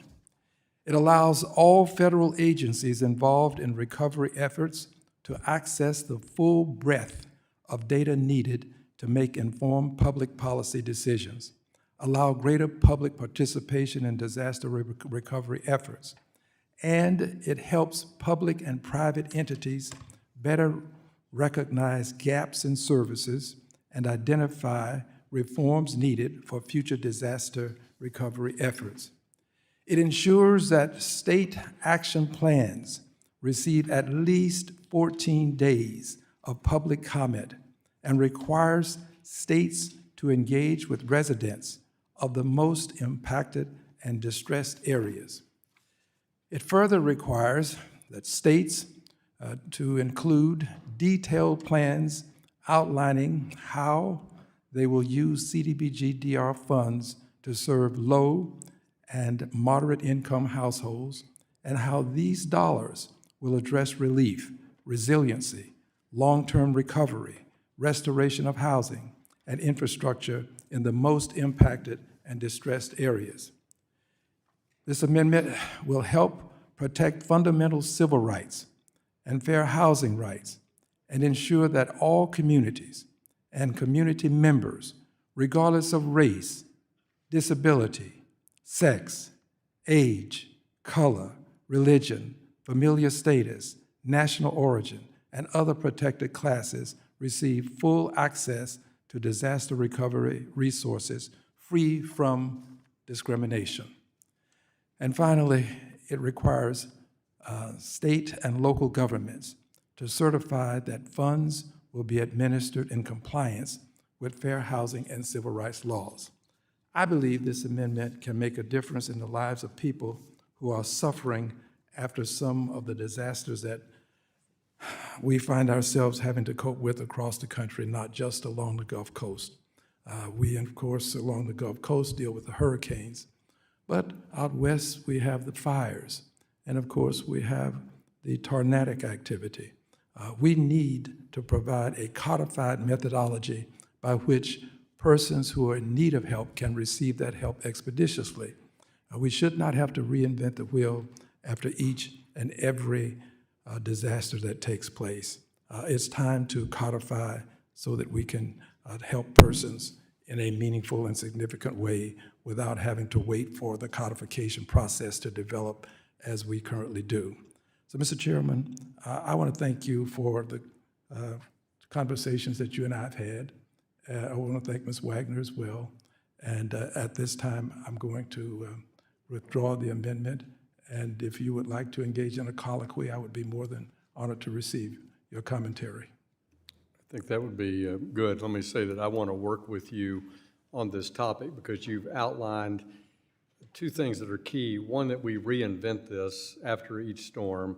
Two, that there's a lot of accountability problems that we saw after Hurricane Katrina that Ranking Member and former Chairman Hensarling particularly noted. And this needs to be authorized and done in a way that has bipartisan support. So I'm happy to work constructively with you on this concept. I thank you, and I thank the ranking member as well and the staff for helping us to pull this together. Thank you. The gentleman withdraws without objection. Who seeks recognition for an additional amendment to the 21st Century Housing Act? Gentlewoman from Ohio, you're recognized.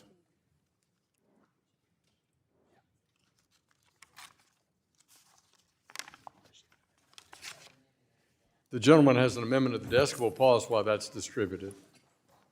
Mr. Flood? Mr. Chairman, I reserve a point of order. Gentleman reserves a point of order.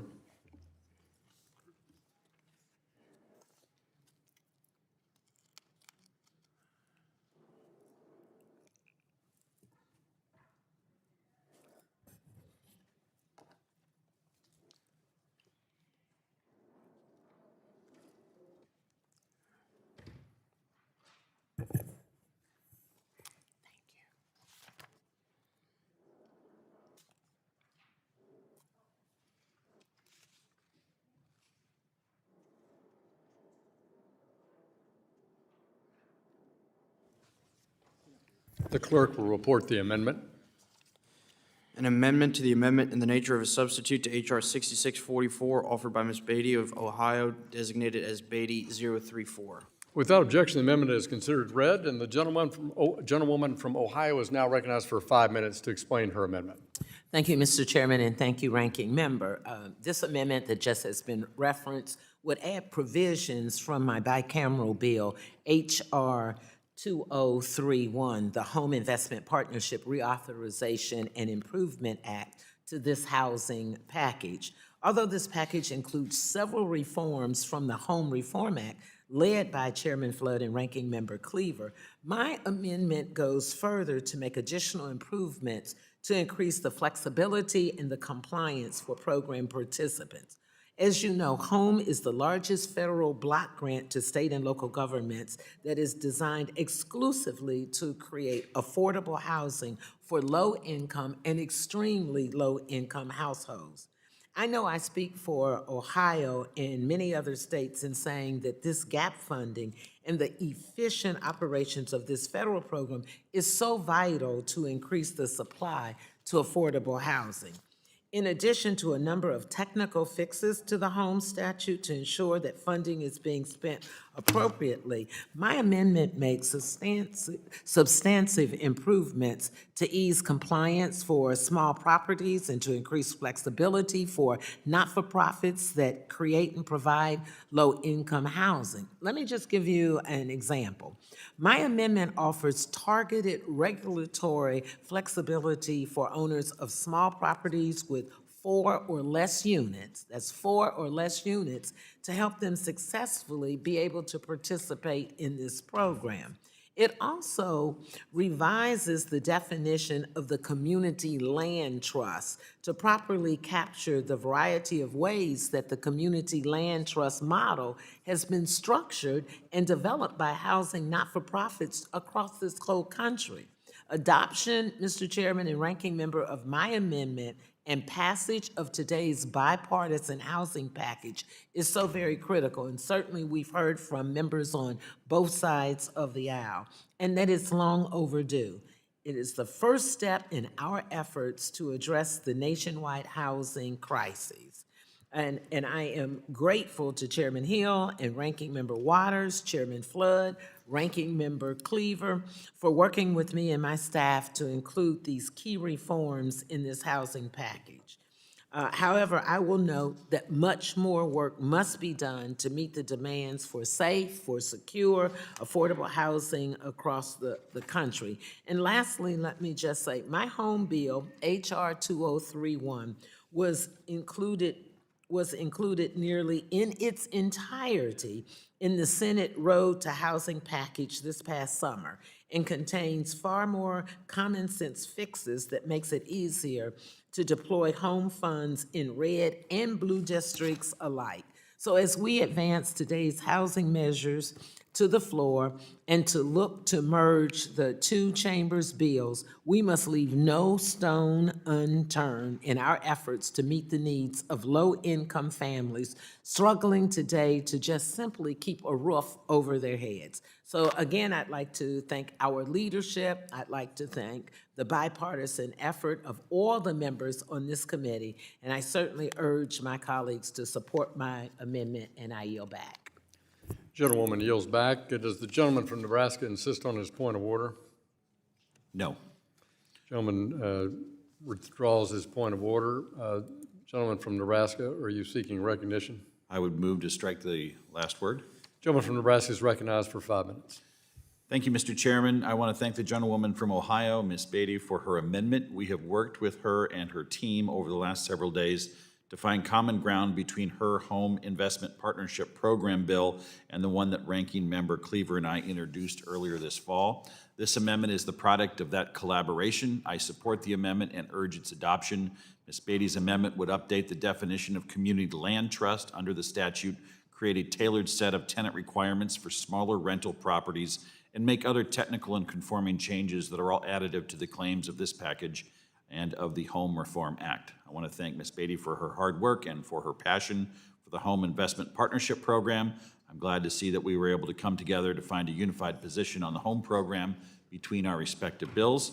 Again, I support the amendment offered by Ms. Beatty, and I yield back to the chair. The gentleman yields back. Who seeks recognition? The ranking member of the full committee, Ms. Waters, you're recognized. I move to strike the last word. You're recognized for 5 minutes. Thank you, Ms. Beatty, for offering this important amendment, which reflects her long-standing call for reform and her deep understanding of how the home program must evolve to meet today's housing challenges. For years, Ms. Beatty has pressed Congress to ensure that the home program works better for communities, and I appreciate her continued leadership. This amendment makes several necessary updates to the program. It explicitly recognizes community land trusts as eligible recipients of home funds, acknowledging their proven role in preserving long-term affordability, stabilizing neighborhoods, and preventing displacement by keeping housing permanently affordable. These changes ensure the home program can respond to the realities on the ground and remain a vital tool in addressing our nation's affordable housing crisis. So I want to thank Chairman Hill and Flood and Ranking Member Cleaver for working collaboratively on merging these two important pieces of legislation that reform the home program. Together, it will promote and streamline affordable housing development and preservation for American families to come. And so I absolutely urge members to support this amendment. And again, I thank Ms. Beatty for the attention that you have paid to the home program for so long. And I'm hopeful that we can get support for this amendment. Gentlewoman yields back, seeks recognition.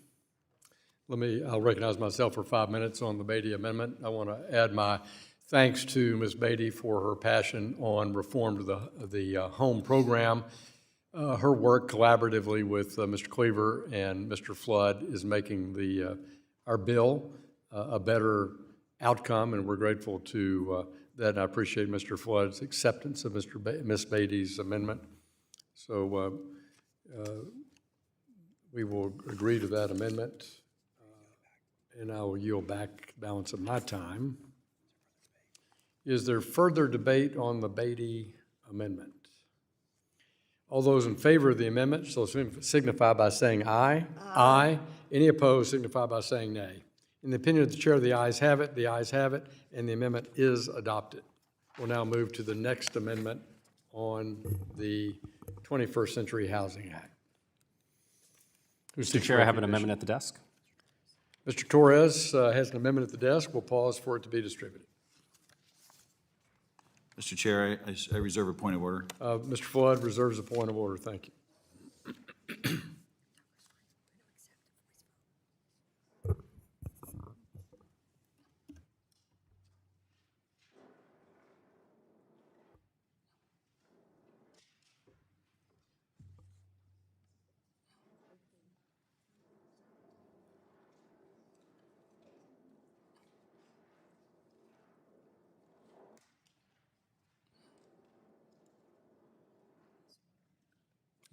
Thank you.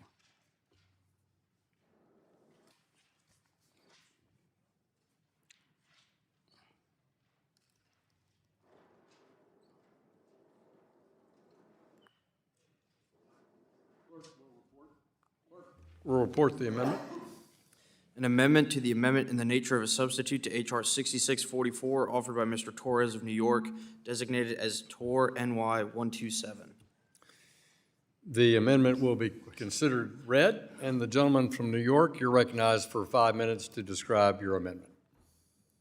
Thank you, Mr. Chair. My amendment represents a simple but substantial improvement. It raises the height limit for point access block buildings from 5 stories to 6 stories in order to enable the construction of more housing without compromising safety. A 6-story height limit for single-stair housing is consistent with international norms and strikes the optimal balance between cost efficiency and safety. Congress must have a laser-sharp focus on removing any and all arbitrary constraints on the ability to produce and preserve affordable housing. My amendment makes my pro-abundance legislation even more pro-abundance. When it comes to housing, the more the merrier. I yield back. Would the gentleman yield?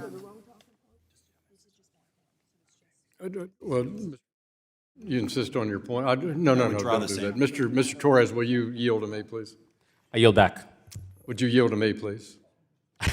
I happily yield to the chair. That's my friend. Over-enthusiastic.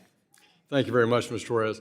Let me thank you for your amendment. The majority finds it elevating, and something that we are appreciative of your thoughtful work on this and the common sense approach, and that it fully meets building standards and that would strengthen the bill in a modest way. And I'm happy on behalf of the majority to accept your amendment.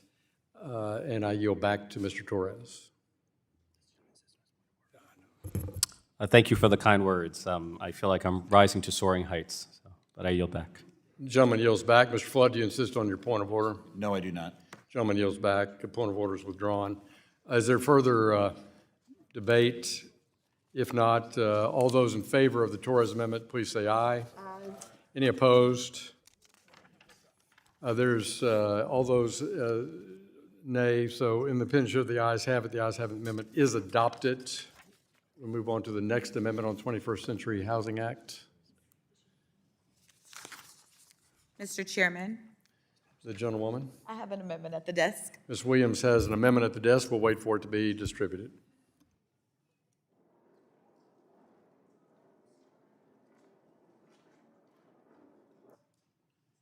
Mr. Chairman, I reserve a point of order.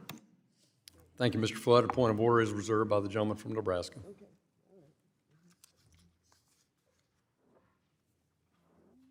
Thanks, sir.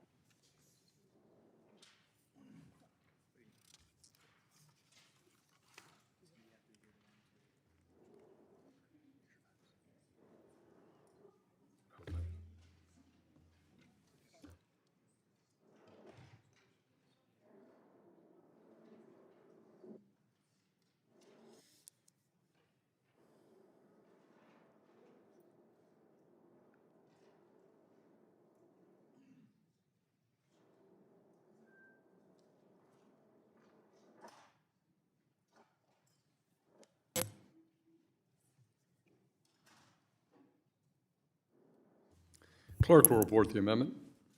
An amendment to the amendment in the nature of a substitute to H.R. 6644, offered by Ms. Williams of Georgia, designated as Will GA 095. Without objection, the amendment is considered read. The gentlewoman from Georgia is now recognized for 5 minutes to describe her amendment. Thank you, Mr. Chairman. My amendment would simply establish a pilot program based on the Bipartisan Heirs Act, a bill that I've led and discussed in this committee since the 118th Congress. And while I appreciate that we're marking up and discussing a bill to help cut the red tape, to build more housing supply, which is essential, and create affordability, which is also essential, we should also retain and preserve existing home ownership when we're looking at how we create more housing and maintain housing in this country. For most families, their home or land they own will be the largest asset that they ever own. Unfortunately, many middle and low-income families have not been able to secure these assets between generations. Unfortunately, many families don't know whose name is on the title of the property that is being passed down. Land or homes and families are often passed down without a will, leaving home ownership unclear. And that is what you call an heir's property. And I have an heir's property in my family too, as so many people across the country, especially in the South, that I've been hearing from. In my home state, well, the state that I grew up in Alabama, it is quite prevalent. I grew up on my family farm, and since being passed down for generations, we've added to the property over the years, and as a result, the property taxes increased, and we had to come up with a plan to protect our land because we didn't have a clear title. It was listed in the county registrar as heirs property. Without clear titles, families face legal challenges, displacement, or loss of property, and ultimately a loss of generational wealth in underserved families. Fannie Mae studied heirs property and estimated that more than $32 billion, with the B, y'all, $32 billion worth of property in 44 states and Washington, D.C. has been impacted by heirship issues. And in my state alone, Georgia has more than $408 million in heirs property on the books. Without wills and estate planning, it is next to impossible to secure wealth from generation to generation. Chairman Hill and Ranking Member Waters, my amendment would establish and provide legal assistance for heirs property owners to clear titles, which helps families preserve wealth that is passed down from generation to generation. 22 states have already adopted this, including Georgia. While I appreciate the Housing for 21st Century Act includes language from the Heirs Act to require the GAO to study the impact of heirs property, we can't wait to confirm what we already know to be true, y'all. 22 states, red and blue states, have adopted this, which means we have a lot of states that are left behind. We must urgently provide greater support to help families clear titles, and my amendment today would do just that by establishing a 4-year pilot program which would help families keep their homes now and provide a blueprint for longer-term policy in the future. And while I'll be withdrawing my amendment today because we didn't quite get to a resolution, Mr. Chairman, so I'll be withdrawing my amendment, I hope that this is work that we will continue to work on a bipartisan basis to enact legislation that helps not only create more affordable housing, but ensure that we retain housing for all those who've dealt with the burden of clearing titles to land for their families that they grew up on. Thank you to both sides of the aisle for your work on the 21st Century Housing Act and for including the GAO study to study the issue on heirs property. And with that, Mr. Chairman, I will withdraw my amendment and I yield back. Without objection, your amendment is withdrawn, and thank you for your work consistently on this in a passionate way. We're grateful for that. We're looking forward to the results of the study. Who seeks recognition for amendments to the 21st Century Housing Act? Ms. Waters? I move to strike the last word. She withdrew. I move to strike the last word. No matter she withdrew, I'm gonna make you talk about it anyway. No, okay. Thank you. Thank you very much. Yep, she withdrew. Ms. Pedersen. Thank you, Mr. Chairman. I have an amendment at the desk. The gentlewoman from Colorado has an amendment at the desk. Please pause and we'll distribute it. Thank you.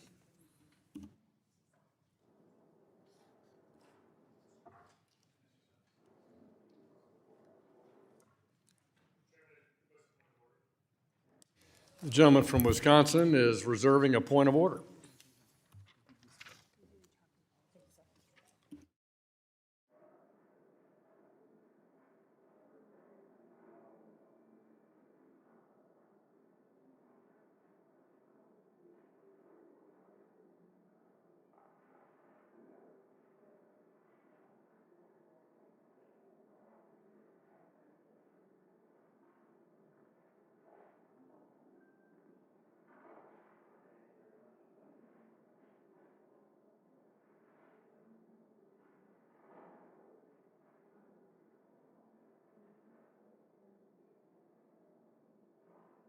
Clerk will report the amendment.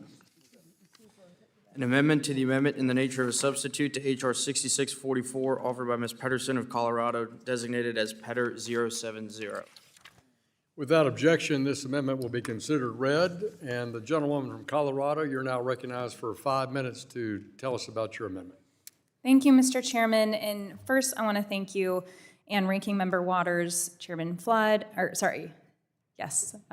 Representative Flood, and Cleaver for their work on this bill. I'm incredibly grateful for the inclusions of 3 bills that I have been working on: the Housing Supply Frameworks Act, the Identifying Regulatory Barriers to Housing Supply Act, and the Streamlining Rural Housing Act. I'd also like to thank Representative Flood and Stutzman for their partnership on these critical provisions to expand the housing supply. And so while I'm disappointed that the package does not include the VALID Act in its entirety, I want to thank the chairman and ranking member for their respective and their team for working with us on this amendment to find a good compromise on at least part of this legislation. I also want to give a shout out to my team who has worked really hard on this and trying to find a solution to move forward. The veteran home ownership reached 78% this year, which is truly remarkable. Yet, only 10 to 15% of eligible veterans utilize the VA home loan benefit.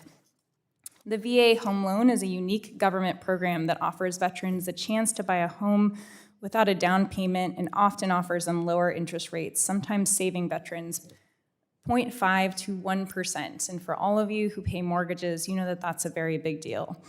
On a $500,000 loan, a veteran could save $2,500 a year or $75,000 over the life of a 30-year loan, just from the savings interest. Unfortunately, millions of veterans are leaving its financing option on the table simply because they are unaware that it even exists. And my friend from Texas, Ms. De La Cruz, has a provision in this bill that would require a disclosure about how veterans and their spouses are potentially eligible for VA loans. And this is a good provision, but this would add a statement below the military service question on what's called the Uniform Residential Loan Application. I know this is a little wonky, but why this is important is because everything after the signature line is optional. And many veterans never see that the military service question, and I'm concerned that they won't see the disclosure either. So my amendment would strengthen what Ms. De La Cruz's provision already has by making the military service question required and move it up as Ms. De La Cruz's disclosure above the signature line so vets actually see it and that it's a mandatory that they check the box. So asking this question earlier in the process will make the mortgage buying process clearer for veterans and for lenders. This amendment is a common sense step to ensure that veterans access the benefits that they've earned, and I urge my colleagues to support this amendment. And with that, I yield back.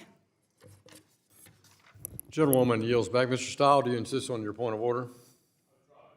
The gentleman withdraws the point of order. Who seeks recognition? Ranking member of the full committee, Ms. Waters, you're recognized. I move to strike the last word. Recognized for 5 minutes. Too many of the brave men and women who served our nation return home and struggle to access the benefits they earned. Despite the tremendous value of the VA home loan program, which can save veterans thousands of dollars and make home ownership possible, only a fraction of eligible veterans take advantage of it. This bipartisan legislation fixes a simple but critical gap in our housing system by adding a disclosure in the home loan application to raise awareness that those with military service may qualify for the VA home loan option. It also ensures that lenders have the military service information they need early in the process, so veterans aren't left in the dark about the full range of options available to them. The amendment offered by Ms. Pedersen this morning would move the location of this military service section to above the signature line of the application to ensure that applicants can see the benefit. I thank you, Ms. Pedersen, for this amendment, and I urge members to support this amendment. Gentlewoman yields back. Who seeks recognition on the Pedersen amendment? I recognize myself for 5 minutes. Let me thank the gentlewoman from Colorado for this slight but important improvement to Representative Dela Cruz's basic bill, which is shared on both sides of the aisle in effort to make sure our veterans know that we have an exceptionally well-crafted and very beneficial VA loan program.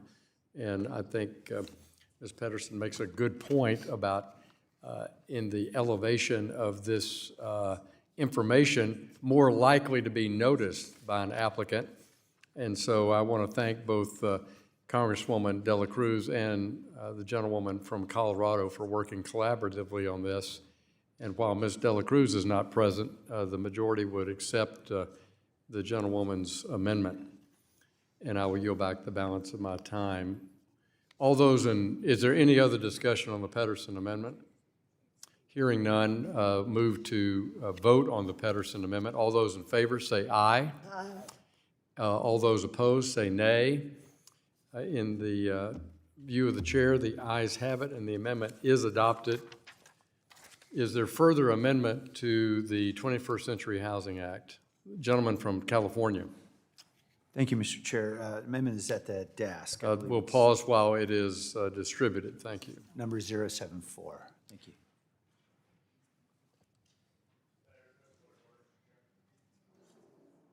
Mr. Stile is reserving a point of order. Thank you.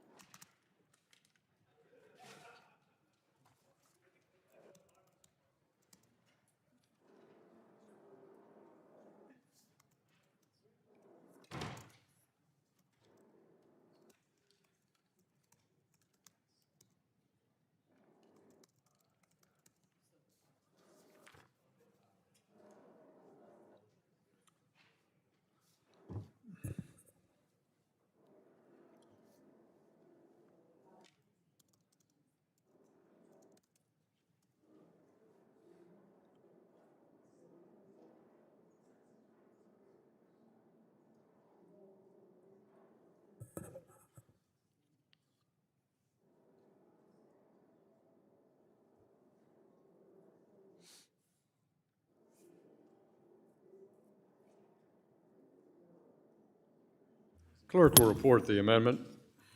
An amendment to the amendment in the nature of a substitute to H.R. 6644, offered by Mr. Liccardo of California, designated as Licar 074. Without objection, the amendment will be considered as read, and the gentleman from California, you're now recognized for 5 minutes to describe your amendment. Thank you, Mr. Chair. I move to strike the last word. I'd like to thank you, Mr. Chair, as well as the ranking member and Chair Hill and Ranking Member Cleaver for their very good work and collaborative leadership in bringing this housing package together. Unlike the rest of this Congress, this committee is actually taking bipartisan action to confront Americans' greatest anxiety, which is the cost of living, and of course, the greatest source of pain in any budget in America today is housing. And so I want to certainly thank you and everyone who has been working on this bill for including two of my bills in this package, both focused on accelerating affordable housing construction. I want to thank also Chair Flood for his partnership on those two measures, H.R. 4810, the Build Housing Act, and H.R. 4660, the Unlocking Housing Supply Through Streamlined and Modernized Reviews Act. I've offered an amendment here, H.R. 5591, the Reside Act. This is a bill that I introduced with my colleague, Congresswoman Maria Salazar, a bipartisan bill to reserve a portion of unutilized home investment partnerships program funds, the appropriations, for a new pilot program to carry out a blighted building to housing conversion program. The Senate companion to this bill was introduced by a bipartisan group of senators and included in the Senate's Road to Housing package, but excluded from this House version. I would simply say that this is about converting vacant office buildings to housing, and particularly older Class B and C buildings with smaller floor plates that provide a sustainable recycling opportunity to expand multifamily housing supply in locations proximate to transit, services, and jobs. And in many coastal cities in particular, construction costs make office conversions too expensive, particularly with seismic retrofits that are required in many regions. So we need to identify gap funding and financing tools that could unlock this opportunity to create thousands of new homes. And Mr. Chair, we engaged with your team and appreciated their willingness to engage with us. There were concerns raised about how this might disincentivize owners from maintaining their commercial properties, and we're very happy to work with you and your team and the ranking member to modify the language in the bill to address that risk. I think the larger issue here is that our current economic context should persuade us that there are very good reasons why office buildings are vacant and increasingly blighted, having nothing to do with the owner's motivations or actions. We have a national office vacancy rate of 19%. That's higher than it was during the Great Recession. We are now seeing rising unemployment rates. Preliminary October BLS data indicates that we may have lost jobs in October. Combined with the looming impacts of AI on our workforce, it's reasonable to assume that vacancy will be with us. And there are obviously very painful impacts of all those trends on our families and communities. But among them, the yawning vacancy rate in office buildings will hollow out our downtowns and our commercial centers in cities throughout the United States. We can convert this vacancy and blight to opportunity for thousands of families needing a home in the form of an apartment or a condo. Mr. Chair, I appreciate you've conveyed there will be additional opportunities to consider a markup housing legislation in the new year. We'd like to continue this conversation with your team, and I'd ask if you would be willing to work with us to resolve any concerns you might have with the language of the Reside Act to move forward. Are you yielding to me? I am. I thank the gentleman from California. Thanks for your work on this. You've identified a key issue that I think merits additional work. And when you think about the big picture points that you've made, I know they're going to be enhanced by the fact that in the One Big Beautiful Bill, the new market tax credit and the low-income tax credit were made permanent, because when you're stacking capital resources to do that kind of work, I think that'll be helpful. And your assessment that the home funds could be used that way too. You have certainly my commitment that we'll continue to work on this and find a way to have this bill come back to the committee early in this coming year. Thank you, Mr. Chair. With that, I'll withdraw and yield. The gentleman withdraws without objection. Is there additional amendments to the 21st Century Housing Act? There being no further discussion or amendments to the bill, the question now occurs on adoption of the amendment in the nature. Additional housing is, The ranking member is recognized.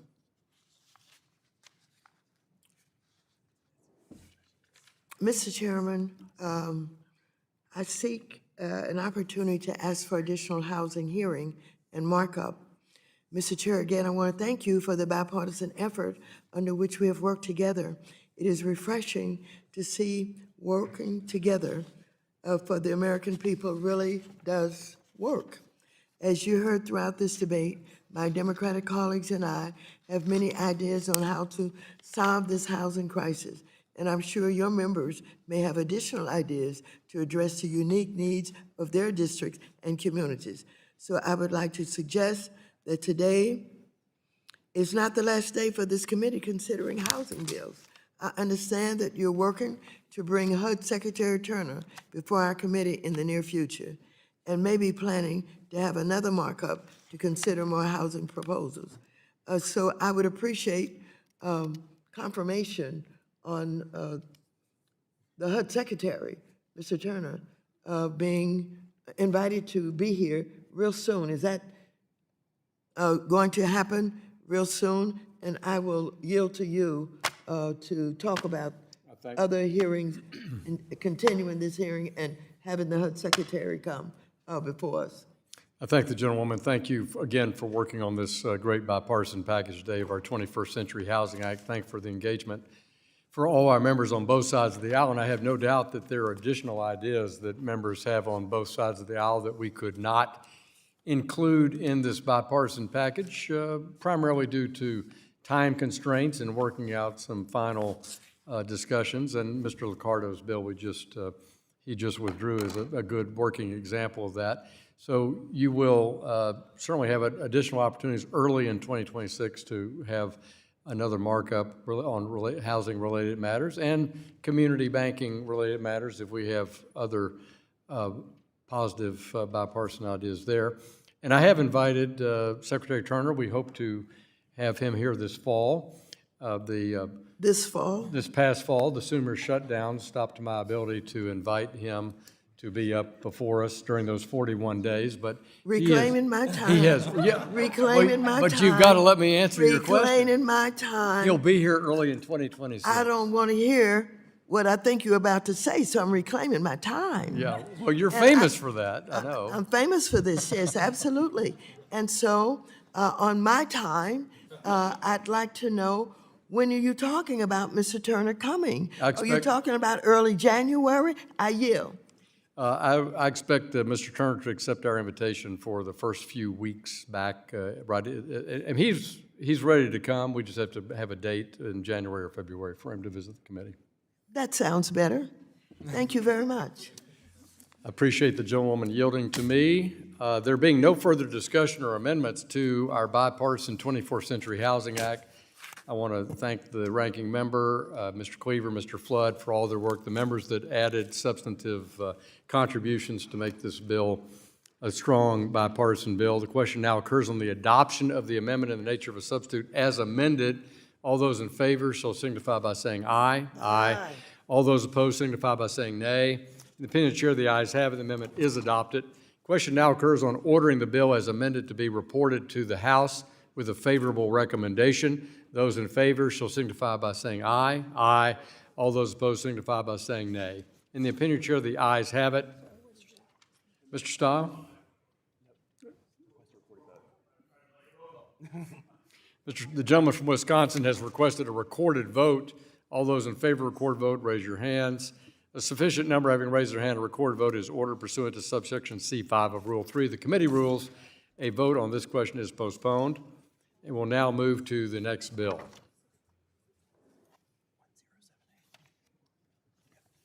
Pursuant to notice, I call up H.R. 1078, Respect State Housing Laws Act, which was introduced by Representative Loudermilk, the Vice Chairman of our Financial Institutions Subcommittee. The clerk will report the bill, which was distributed in advance. H.R. 1078, to amend the CARES Act to remove a requirement on lessors to provide notice to vacate and for other purposes. Without objection, the bill is considered read and open to amendment at any time. Representative Loudermilk has an amendment in the nature of the substitute, copies of which were distributed in advance. Clerk will now report that amendment. An amendment in the nature of a substitute to H.R. 1078, offered by Mr. Loudermilk of Georgia, designated as Louder 029. Without objection, the amendment is considered read, will serve as base text for the purposes of amendment, and I now call on the gentleman from Georgia to describe his amendment. You have 5 minutes. Thank you, Mr. Chairman. I speak today in support of my bill, H.R. 1078, the Respect State Housing Laws Act. In March 2020, the COVID-19 virus was sweeping through the country. To stem the spread of infections, federal, state, and local governments implemented stay-at-home orders and shuttered businesses nationwide. At the time, Congress worried that nationwide government-mandated shutdowns would leave countless American families without a source of income to meet their financial obligations. Congress was equally concerned that a rapid rise in delinquent rental payments would lead to widespread eviction and mass displacement. Congress responded to this concern with Section 4024 of the CARES Act, which created a temporary moratorium on eviction filings, as well as what was intended to be a temporary requirement to provide 30-day eviction notice to tenants in federally assisted or federally backed housing. At the time, a nationwide eviction moratorium was an unprecedented exercise of federal authority over housing. The 120-day timeline reassured property owners that this federal intervention was a temporary response to the unprecedented threat of COVID-19. Congress made no substantial effort to extend the moratorium beyond the period in statute because it was never intended to be permanent. While the eviction moratorium expired as intended, some have attempted to claim that the 30-day notice to vacate requirement was actually a permanent change in federal law that overrides shorter state and local notice requirements. H.R. 1078 would remove the drafting error in Section 4024C, eliminating the ambiguity in the law that remains today. Before my colleagues assert that this bill would make it easier to evict non-paying tenants from public housing, let me be clear.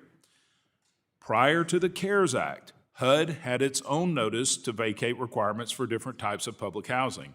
My bill would not affect requirements that were in statute or legislation prior to the CARES Act. It would simply clarify Congress's intent and resolve the ambiguity that it has created. Nothing in this bill would preclude states and localities from setting longer notice periods if they choose.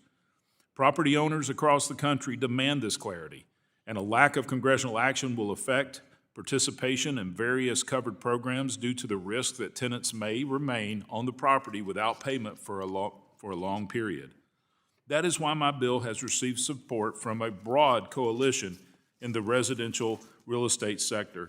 Mr. Chairman, I would like to submit a letter from the National Association of Residential Property Managers, National Multi-Housing Family Council, the National Apartment Association, the Real Estate Technology and Transformation Center, and the National Association of Realtors, letters in support of this legislation. Without objection. The effects of Section 4024C aren't limited to large property managers or real estate investors. Prolonged occupation with non-payment creates particular risk to retirees and military service members who rely on rental income to operate their properties and to meet their monthly financial obligations. Frivolous lawsuits that are filed because of the current ambiguity in law disproportionately impact small landlords, affordable housing nonprofits, and local housing providers. Clarity benefits everyone here, including renters who deserve accurate information. H.R. 1078 would restore the pre-CARES Act framework and respect the long-standing role of state and local governments in housing law. I urge my colleagues to support this bill, and I yield back. The gentleman yields back. Is there further debate? Ranking member is recognized. I move to strike the last word. Earlier today, we had a bipartisan discussion about legislation I. The chairman and representatives Cleaver and Flood offered to finally begin tackling the affordable housing crisis. It was a good discussion. It is for this reason it is so concerning that immediately after the discussion, we would now consider Mr. Lodomick's bill, H.R. 1078. I would remind everyone it was a collective effort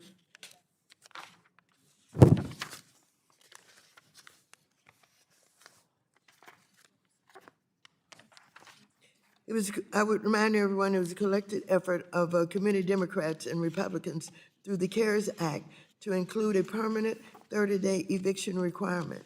There are numerous other provisions that had expiration dates, and this provision was not one of them. But now Republicans are claiming that the permanent nature of that notice was a mistake. The CARES Act 30-day eviction notice requirement provides a lifeline for countless families during one of our nation's worst housing crises. It allows tenants to have a few extra weeks to either pay a missed rent payment, final legal support, or figure out the next place to lay their head. It also reduces the time and cost burdens on landlords and public housing authorities associated with evictions. But let me be clear about what H.R. 1070 would do. If we vote to rip away this protection, the 30-day eviction notice will effectively disappear nationwide. There is no state in this country that guarantees this protection except Washington, D.C. The pandemic highlighted the critical need for these tenant protections, but the end of the pandemic doesn't mean renters are in the clear and should have their protections wiped out. In fact, the Department of Housing and Urban Development estimates that a 30-day notice for non-payment of rent helps reduce evictions by between 1,600 and 4,900 annually. These aren't just numbers families, children, and people across America who, because of this notice, avoided being put out on the street and kept with a roof kept over their heads. Research has shown that a direct correlation between eviction violence and increased rates of individuals and families staying in shelters. By providing tenants with adequate notice and clear information on the reasons for eviction, we're not just adhering to legal requirement, we're stabilizing communities and preventing a proven spiral into homelessness. I oppose H.R. 1078. Instead, I'm committed to measures that protect tenants, promote housing stability, and contribute to the broader goal of ending homelessness. I would like to have a colloquy with the gentleman, author of this bill, Mr. Loudermilk, because I want to make sure I understand what is happening here. Mr. Loudermilk, are you suggesting that tenants should not have a 30-day notice, but to be evicted without at least having 30 days to be able to find a place? And are you suggesting that this doesn't cause homelessness? What are you saying? I yield to you. Well, Madam Ranking Member, all this does is return us back to where we were prior to COVID. And if what you're saying was happening, then everyone here was okay with that before. This is not what that does. All this does is remove the ambiguity, which the intention of that provision was to be temporary. The bill does not change a single eviction rule. Reclaiming my time. If this was about removing an ambiguity, then what you want to do is you want to make a decision on the side of tenants, because you don't want them kicked out and evicted, not in this housing crisis that we have in this country. You don't want to put children on the street. You don't want to increase homelessness. You don't mean that they're not to get at least a 30-day eviction notice? You don't mean that. I yield back. Ma'am, what I'm saying is this bill does not change state and local notice to vacate period. If a state wants to make a longer time period, just as it was prior to COVID, all this is doing is removing the ambiguity due to a drafting error made during the CARES Act. Reclaiming my time. Let's err on the side of tenants. We don't need this. This is unnecessary. Would you withdraw this, please? I will not, ma'am, because it is not unnecessary. Okay, it is if you don't extremely withdraw this, necessary. you're going to be responsible for homelessness. The gentlewoman's time has expired. Who else seeks recognition? The gentlelady from Texas, Ms. De La Cruz, is recognized. 5 minutes. Mr. Chairman, I move to strike the last word. Gentlelady is recognized. I join Representative Loudermilk in support of his bill, H.R. 1078, the Respect State Housing Laws Act. This bipartisan legislation clarifies congressional intent and ensures states and localities can set their own housing and eviction rules. During the prior administration, the CARES Act was passed and included a new but temporary 30-day notice to vacate requirement intended to bring relief during COVID. Well, COVID is now over. Since then, there has been a maze of confusion for both landlords and tenants trying to understand the federal, state, and local laws. H.R. 1078 does not remove tenant protections or eviction regulations, but rather empowers state and local governments to create housing rules that meet their community's needs. Unfortunately, since passage of this provision in the CARES Act, the confusion has only increased costs for small landlords who in turn run the risk of exiting the market and only exacerbating our already strained housing market. The Respect State Housing Laws Act brings certainty to the housing market, something that helps everyone, including renters. I urge my colleagues to support H.R. 1078, the Respect State Housing Laws Act. Thank you. I yield back. Gentlelady yields back. Does anyone else seek recognition on the amendment in the nature of a substitute? Hearing none, we will move to amendments. Does anyone wish to offer an amendment to the amendment in the nature of a substitute? I'm sorry, what did you just rule? There being no further discussion or amendments on the bill, the question now occurs on the adoption of the amendment in the nature of a substitute. All those in favor shall signify by saying aye. All those opposed shall signify by saying nay. Nay. In the opinion of the chair, the ayes have it, and the amendment is adopted. Shame, shame, shame. The question now occurs on ordering the bill as amended to be reported to the House with a favorable recommendation. Those in favor shall signify by saying aye. All those opposed shall signify by saying nay. No. In the opinion of the chair, the ayes have it. For what purpose does the gentleman from Georgia seek recognition? Recorded Ask for a vote is recorded vote. requested. Ask for a recorded vote. The gentleman has requested a recorded vote. Oh, he requested. All those in favor of a recorded vote, please raise your hand. A sufficient number having raised their hand, a recorded vote is ordered pursuant to subsection C5 of Rule 3 of the committee rules. The vote on this question is postponed. We will now move on to the next bill.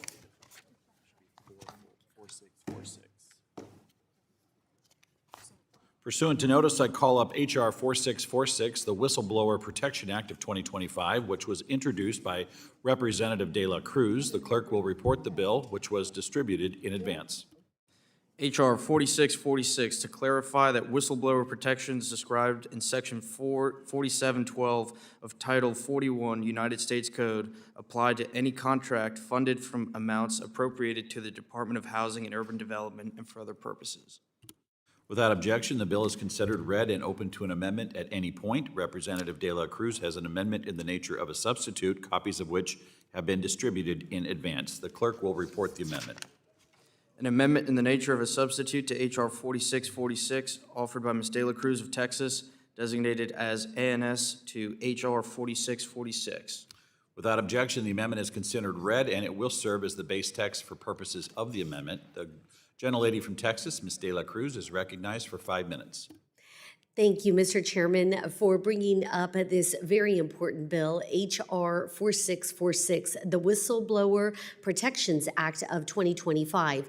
I would also like to thank the bipartisan co-sponsors of this legislation, including my colleague from Georgia, Congresswoman Williams. This bipartisan legislation makes it clear that whistleblower protections apply to any HUD contractor, regardless of the date on which the contract was signed, something that will clarify protection for thousands of HUD contractors and ensure they are not retaliated against for simply acting in the taxpayer's best interest. At their core, whistleblower protections are one of the best tools we have to combat waste, fraud, and abuse within HUD programs. And unfortunately, we know that fraud within HUD programs disproportionately hurts those that need help the most. H.R. 4646 adds clarity to congressionally enacted enhanced whistleblower protections originally passed in 2013, known as Section 4712. These anti-retaliation provisions apply to both contracts awarded after Section 4712 was enacted and also to contracts that predated Section 4712 and have been modified. However, due to the way many HUD contracts are structured, certain programs entered into contracts that are often decades long. As a result, there are still active HUD contracts that predate 2013 and do not include Section 4712 protections. The Whistleblower Protections Act closes this gap, which was never intended by Congress in the first place. The need for clarity on Section 4712 whistleblower protections has been discussed for years, both by HUD, OIG, who recommended this be addressed during the previous administration, and most recently by HUD in their FY26 congressional justifications. HUD has long asked for the clear statutory authority to include Section 4712 whistleblower protections within all their contracts, and HR 4646 is the best way to do just that. I urge my colleagues to join me in support of HR 4646, the Whistleblower Protections Act of 2525. Thank you. I yield. The gentlelady yields back. Is there further debate on the amendment in the nature of a substitute? The ranking member is recognized for 5 minutes. I move to strike the last word. Gentlelady is recognized. Effective oversight depends on accountability and transparency. That is why whistleblower protections are especially critical when agencies make significant policy changes. Unfortunately, at Trump's HUD, the secretary is rolling back fair housing enforcement and compliance, blocking Congress from receiving critical information, and weakening tenant protections. This leaves whistleblowers as one of the only remaining checks on harmful actions taken behind closed doors. Congress must make clear that those who expose wrongdoing will be protected, not silenced. Whistleblowers are essential to accountability, transparency, and proper functioning of our government. When individuals step forward to report waste, fraud, abuse, or violations, they help guarantee federal housing programs operate as Congress intended. Now, I support H.R. 4646 for the way it ensures protections for whistleblowers are strengthened and applied clearly and consistently across HUD and its federal contractors. Unfortunately, if this committee continues to ignore Trump's actions to undermine the inspectors general across the government, including and especially at HUD, I'm not sure this bill will have any meaningful impact. Trump has repeatedly fired the HUD and FHFA IGs, including when the IGs have publicized their intent to investigate the lawlessness that is so commonplace in the Trump administration. So, while this bill could strengthen protections for employees who blow the whistle, I'm not sure we'll do anything so long as no one is reining in the illegal actions of Trump and his administration. In addition to that, I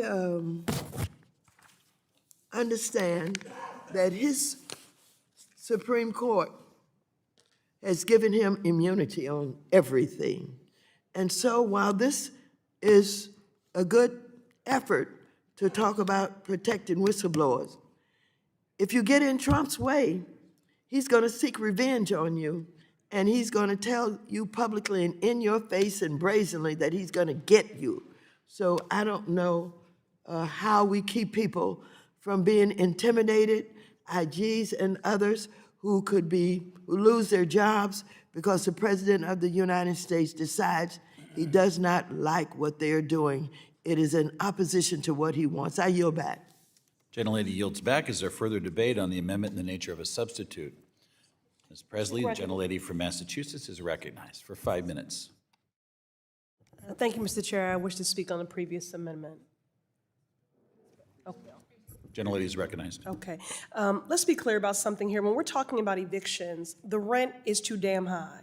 That is the problem we should be focusing on fixing. We need to make it easier for people to remain housed, not make it easier for them to be evicted, which this legislation would do. Families everywhere are living in an affordability crisis. Childcare, groceries, transportation, and healthcare are skyrocketing. And just yesterday, we saw that the national unemployment rate is at a 4-year high. Our constituents and our neighbors are trying desperately to make ends meet, while the occupant of the White House maintains that the affordability crisis is a hoax. It is real. It is very real. I want my Republican colleagues to put yourself in their shoes. Bills are piling up on the table and the cost of living is through the roof. You are juggling taking care of your loved ones while also managing increased health care costs and decreased public benefits. And now you're being told that you will be evicted. In some states, you can be kicked out with a 3-day notice, only 72 hours between being housed and living on the street. Housing is a human right, and that eviction process is inhumane. The financial strain of Trump's economy is putting pressure on people to choose between medication and rent, and if they aren't able to pay, there should at least be a fair eviction process. Currently, the law requires that families in federally backed properties have 30 days notice, 1 month to try and work out a deal with their landlord or to find a new place to live. The system is already stacked in favor of landlords. In some states, over 90% of landlords have attorneys, while only 3% of tenants do. And for households with parents, research shows that having a child increases your chances of being targeted for eviction. Increases your chances. And that is why this bill, the Respect State Housing Laws Act, H.R. 1078, to remove the 30-day notice requirement before evicting a tenant is so harmful. Let's talk about who will feel the brunt of that harm. The face of homelessness in this country are our elders. In fact, it's being called a gray wave because our seniors have the fastest growing rate of being unhoused. I do not know why anyone would vote for a bill to make it easier to evict grandmothers and grandfathers and to put them on the street. It's cruel. So I respectfully ask that my colleagues vote against this bill, and I yield back. Gentlelady yields back. Is there further debate on the amendment in the nature of a substitute? Seeing none, I now recognize myself for 5 minutes. I move to strike the last word in support of Ms. De La Cruz's bill, H.R. 4646, the Whistleblower Protection Act of 2025. Whistleblowers are often the first line of defense in protecting taxpayer dollars and are best positioned to identify waste, fraud, and abuse within our federal programs. Congress recognized their importance when it enacted Section 4712 in 2013, but because those safeguards applied only to contracts issued after 2013, many long-standing HUD agreements were left without equivalent assurances. This bill resolves that gap by ensuring that all federal contractors and grantees, regardless of when their contracts were awarded, receive the protections they deserve. The American people expect accountability, and accountability is only possible when individuals feel safe to report wrongdoing. It is our responsibility to uphold that protection. Strengthening whistleblower protections reinforces transparency, deters corruption, and promotes a culture of integrity across the federal agencies. No one working with HUD or a federal agency in any capacity should ever fear retaliation for reporting misconduct. This bill guarantees those safeguards and ensures taxpayer dollars are used as intended. I commend the Housing and Insurance Subcommittee Vice Chair De La Cruz for advancing this necessary bipartisan reform, and I urge my colleagues to support the bill. I yield back. Does anyone else seek recognition on the amendment in the nature of a substitute? Hearing none, we will move to amendments. Does anybody wish to offer an amendment to the amendment in the nature of a substitute? There being no further discussion or amendments to the bill, the question now occurs on the adoption of the amendment in the nature of a substitute. All those in favor shall signify by saying aye. All those opposed shall signify by saying nay. In the opinion of the chair, the ayes have it. The amendment is adopted. The question now occurs on ordering the bill as amended to be reported to the House with a favorable recommendation. Those in favor shall signal by saying aye. Those opposed signify by saying nay. In the opinion of the chair, the ayes have it. Mr. Chair, For what purpose does the gentlelady from Texas seek recognition? I request a recorded vote, please. A recorded vote is requested. All those in favor of a recorded vote, raise your hand. A sufficient number having raised their hand, a recorded vote is ordered. Pursuant to subsection C5 of Rule 3 of the committee rules, the vote on this question is postponed. We will now move on to the next bill. Pursuant to notice, I call up H.R. 6541, the Regulation A+ Improvement Act of 2025, which was introduced by Representative Stutzman. The clerk will report the bill, which was distributed in advance. H.R. 6541, to amend the Securities Act of 1933 with respect to small company capital formation and for other purposes. Without objection, the bill is considered read and open to amendment at any point. Representative Stutzman has an amendment in the nature of a substitute, copies of which have been distributed in advance. The clerk will report the attachment. An amendment in the nature of a substitute to H.R. 6541, offered by Mr. Stutzman of Indiana, designated as H.R. 6541 ANS. Without objection, the amendment is considered read and will serve as base text for purposes of amendment. The gentleman from Indiana, Mr. Stutzman, is recognized for 5 minutes. Thank you, Mr. Chairman, and thank you for the opportunity to discuss a little bit about the Regulation A Plus Improvement Act. When I meet with businesses back home in Indiana that are in their early growth stages or looking to transition away from private investment and private offerings, I consistently hear the same concern.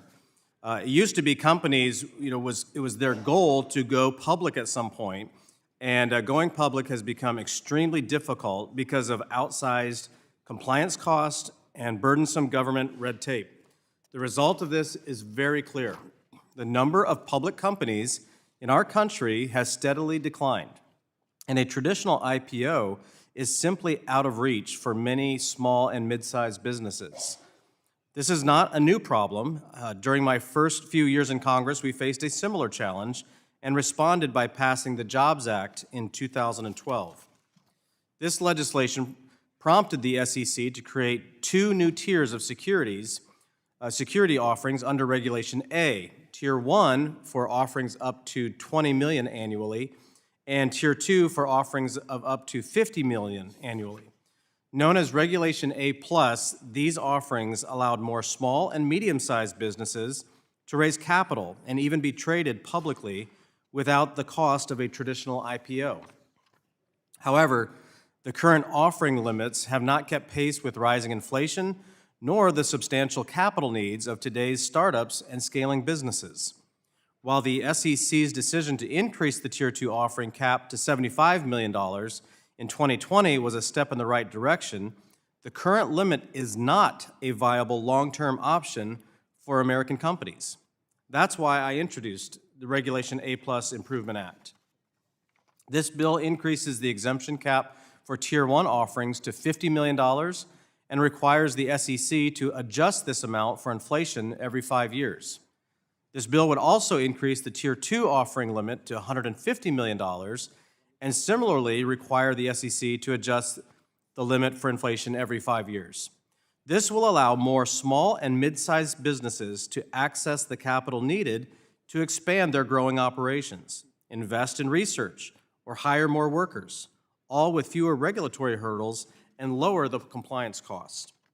This change will also strengthen the Regulation A Plus market by encouraging more issuers to conduct offerings, improving conditions for broker-dealers to participate, and attracting a larger and more seasoned pool of issuers and investors. Updating these offerings represents a common-sense step in our committee's work to make our capital markets more accessible, more dynamic, and more competitive. America's markets are the envy of the world, but we must continue to modernize outdated regulations to ensure they accurately reflect the needs of today's economy, not the economy of 5 or 10 years ago. So I'd like to thank Chairman Hill and Chair Wagner for their support, and I look forward to continuing our work to ensure businesses of all sizes have the investment they need to grow, create jobs, and keep our economy strong, and access to capital that they need to grow and create more jobs for our country. So I'll ask my colleagues in closing to support this legislation. If there's any questions regarding that, please see me. I'd be happy to help. And with that, Mr. Chairman, I'll yield back. The gentleman yields back. Is there further debate on the amendment in the nature of a substitute? The gentlelady from Missouri, who is also the subcommittee chair of the Capital Markets Subcommittee, and Ms. Wagner is recognized for 5 minutes. I thank you, Mr. Chairman. I move to strike the last word. Thank you to Congressman Stutzman for spearheading the Regulation A Plus Improvement Act.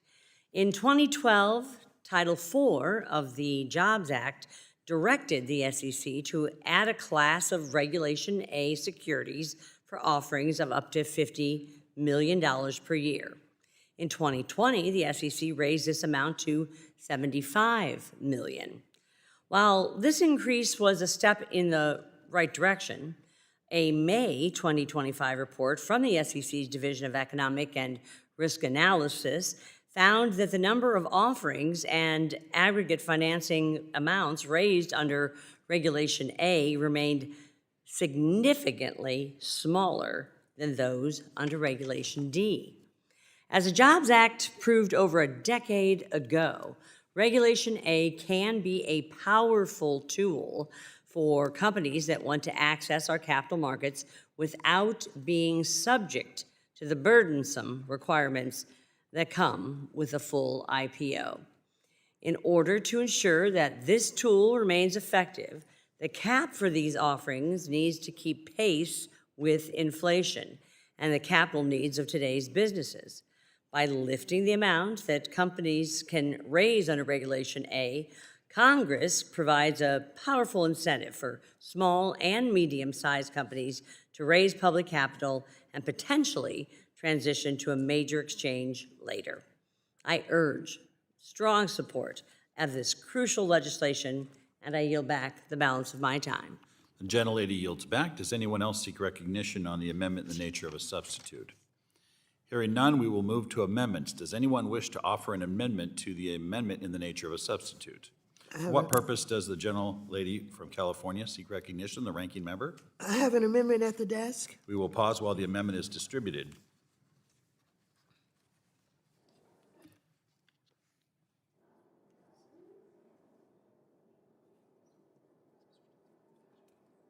Mr. Stutzman, are you interested in reserving a point of order?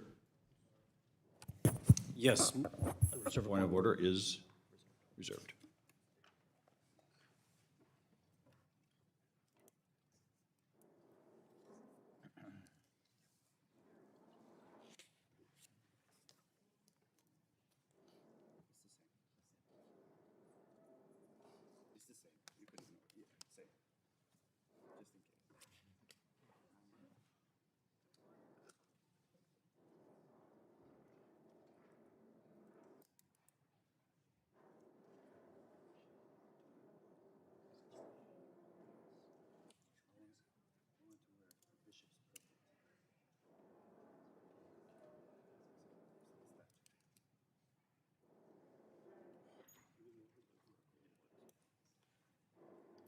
The clerk will report the amendment. An amendment to the amendment in the nature of a substitute to H.R. 6541 offered by Ms. Waters of California, designated as H.R. 654101. Without objection, the amendment is considered read. No, this The is gentlelady from California, ranking member of the doesn't say committee, what is it does. recognized on her amendment. Well,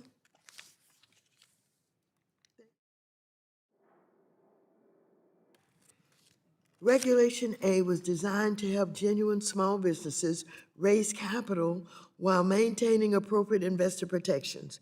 Unfortunately, this rule is not widely used by companies for numerous reasons, including difficulty trading the securities, high upfront compliance costs, and the lack of brokers willing to sell and underwrite the securities. Unfortunately, H.R. 6541 does not address the problems with this rule, but instead doubles the amount a company can raise to $150 million.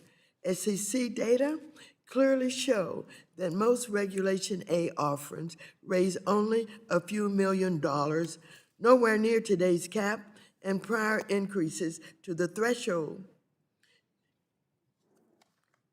did not boost usage of this exemption by operating companies.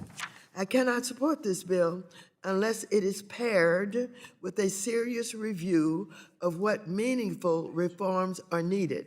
A joint study by the SEC, the North American Securities Administrators Association, and Small Businesses Advocate would help us figure out a path to truly increase responsible utilization of Regulation A.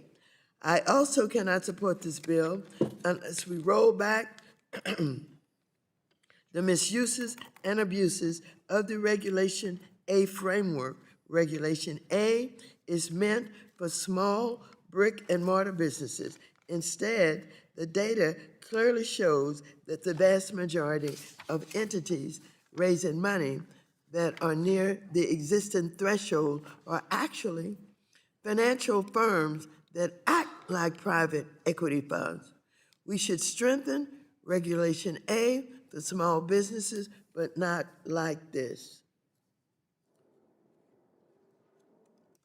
Section 3B of the Securities Act of 1933, 15 U.S.C. 77CB is amended. In paragraph 2A, are we reading this? Oh, all right. Thank you. I yield back. Gentleman yields back. Does the gentleman insist on his point of order? Withdraw the point of order. Thank the gentleman. Point of order is withdrawn. Does the gentleman seek recognition? Move to strike the last word. Gentleman's recognized for 5 minutes. Thank you, Mr. Chairman. I just believe that, we need to let the marketplace really be the decision maker on who is winners and losers. Looking through this amendment quickly, this is really government, again, picking the winners and losers. And we don't need another study.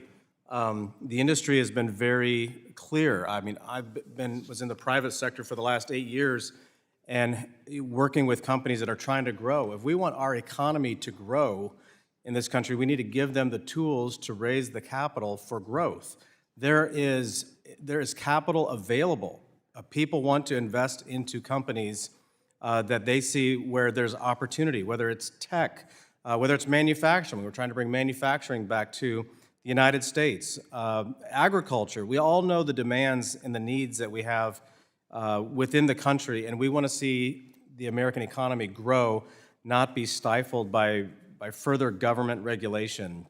So, Mr. Chairman, I would just ask that this amendment be defeated. Let's be sure that the American entrepreneur, the American businesses have the tools and the ability that they need to raise capital. It's one of the things that makes America a great country is where people can work hard, build a company, and take it public. That is always celebrated. I always enjoy watching, on TV when a company goes public and the celebration that's around that, where people have the ability to invest into companies that are growing and have new opportunities. And that's what makes the American economy so strong, is because so many people can participate in investing in companies that they believe in. So we should be making it easier for companies to raise money, not harder like this amendment does.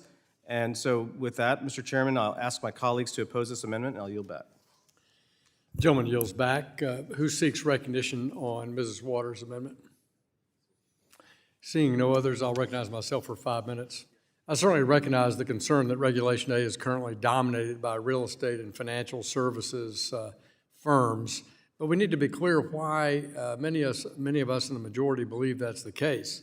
Data showing these sectors hover around the $75 million mark isn't proof that Reg A is only for them. This is proof that the current cap is too low for everyone else. For example, operating companies, particularly those in tech, biotech, and manufacturing, face much larger, higher research and development costs than any real estate firm. And so by keeping the cap at $75 million, we're effectively telling higher growth, more capital-intensive operating companies that Reg A is too small for their needs. So by keeping the threshold low, we aren't protecting operating companies, we're actually starving them. We're forcing our more promising businesses that have higher growth and large employment opportunity to stay dependent on private equity or by classic venture capital firms and not, in fact, take advantage of Reg A. So if we want to see more Main Street operating companies use Reg A, we ought to raise the ceiling so that a scaling company can justify the cost of the transparency and choose this kind of way of tapping the public investment markets rather than a private bailout, private sale, I would say. So I want to urge my colleagues to not support the Waters Amendment, but to support the underlying bill, and I yield back the balance of my time. Who seeks recognition? Hearing none, we'll move to vote on the Waters Amendment. All those in favor, please say aye. Aye. All those opposed say nay. Nay, and opposed, in the opinion of the chair, the nays have it. Nays have it, the amendment is not adopted. Recognize the ranking member.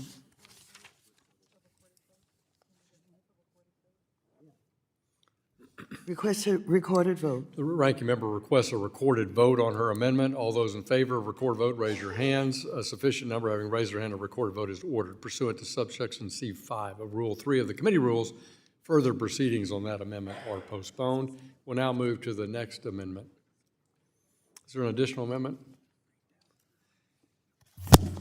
Seeing no further amendments, without objection, the previous question on the substitute is ordered, and recorded votes on the pending amendments have been postponed.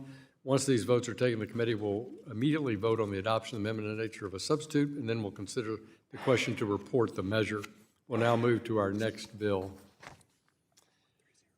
Pursuant to notice, I call up H.R. 4130, the Small Business Relief Act, which was introduced by the chairman of the House Homeland Security Committee, our great member from New York, Representative Garbarino. The clerk will report the bill, which was distributed in advance. H.R. 4130, to amend the Securities Exchange Act of 1934 to exclude qualified institutional buyers and institutional accredited investors when calculating holders of a security for purposes of the mandatory registration threshold under such act and for other purposes. Without objection, the bill is considered read and open to amendment at any point. Representative Garbarino has an amendment in the nature of a substitute, copies of which have been distributed in advance. The clerk will report that amendment. An amendment in the nature of a substitute to H.R. 4130 offered by Mr. Garbarino of New York, designated as H.R. 4130 A&S.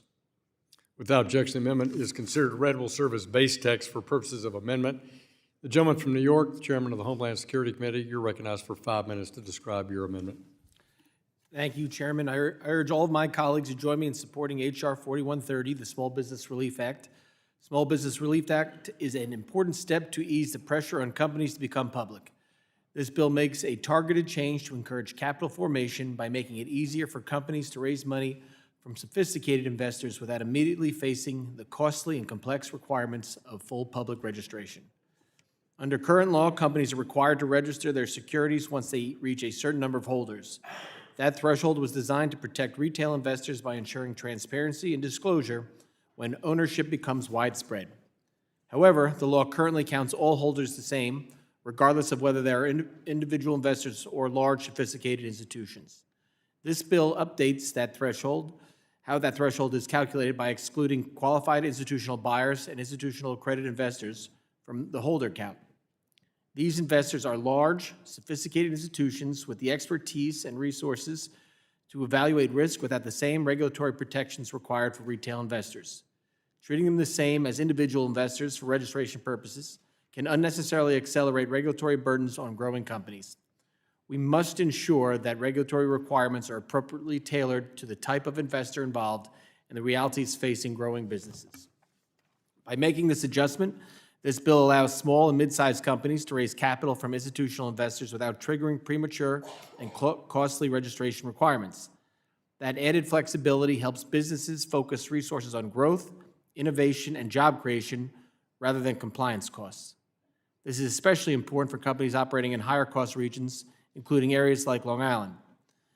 Many Long Island businesses rely on private markets to grow and scale before going public. In these industries, access to institutional investment can be critical to competing, retaining talent, and bringing new products and services to the market. Importantly, this change does not weaken investor protections for everyday Americans. Retail investors remain fully protected under existing securities laws. Instead, the bill better aligns regulation with modern capital markets and the realities of how businesses access funding today. This is a targeted, pro-growth reform that promotes efficient capital formation, supports small business expansion, and strengthens our economy while maintaining appropriate investor safeguards. I hope my colleagues on both sides of the aisle join me in voting for this bill. Thank you, Chairman. I yield back. Gentleman yields back. Who seeks recognition? Ranking member, you seek recognition? I move to strike the last word. The gentlewoman's recognized for 5 minutes. I strongly oppose H.R. 4130. This bill is not about helping small businesses. It's about helping companies with thousands of investors avoid transparency and accountability and hurts our public securities markets. Congress set clear thresholds in the Exchange Act so that investors receive basic disclosures about a company once its ownership becomes widespread. This bill punches a hole straight through those protections. Under current law, some companies have abused the SEC's rules about how to count so-called holders of record, allowing them to avoid making public disclosures. They've done this by using a single broker, dealer, or pooled investment vehicle to be counted as the one holder of record, even though there may be many, many investors behind them. The held of record threshold of 2,000 investors was created because when a company has that many investors, it should be considered public, and so should make public disclosures. H.R. 4130 would make that problem worse by allowing companies with thousands of investors to exclude even more investors from the count, so-called qualified institutional buyers and institutional accredited investors. I intend to offer an amendment that would solve this problem by revising the definition of held of record in Section 12G of the Securities Exchange Act to apply to beneficial holders only.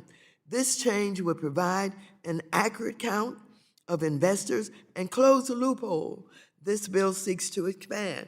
Investors deserve transparency, and companies with thousands of investors should be considered public. I urge my colleagues to oppose this bill. Thank you, and I yield back the balance of my time. Gentlewoman yields back. Who seeks recognition? I want to recognize myself for 5 minutes to comment on Chairman Garbarino's bill.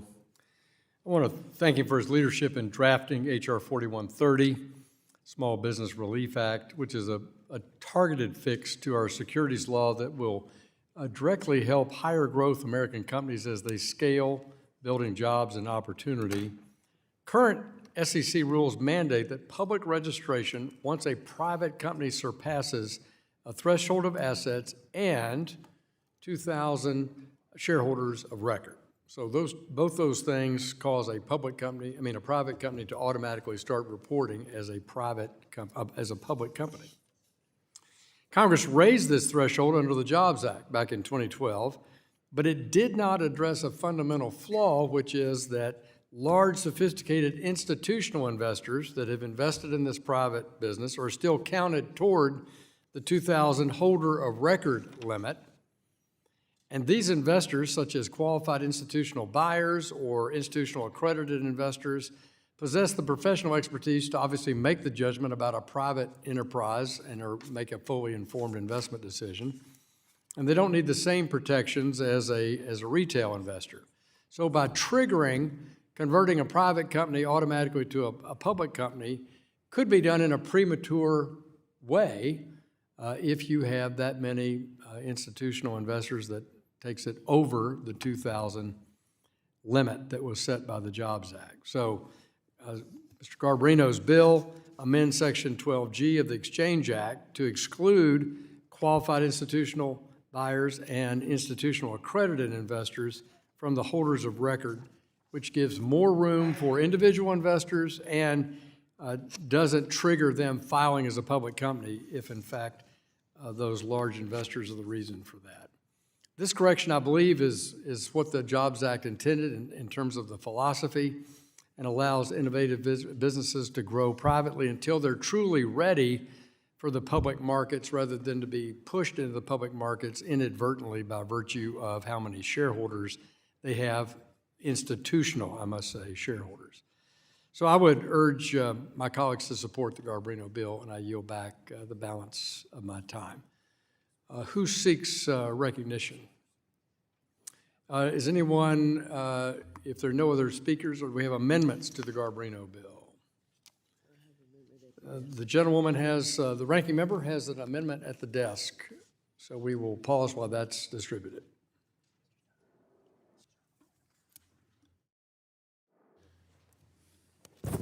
Mr. Chairman, reserve a point of order. Mr. Stutzman of Indiana reserves a point of order on this amendment. Thank you.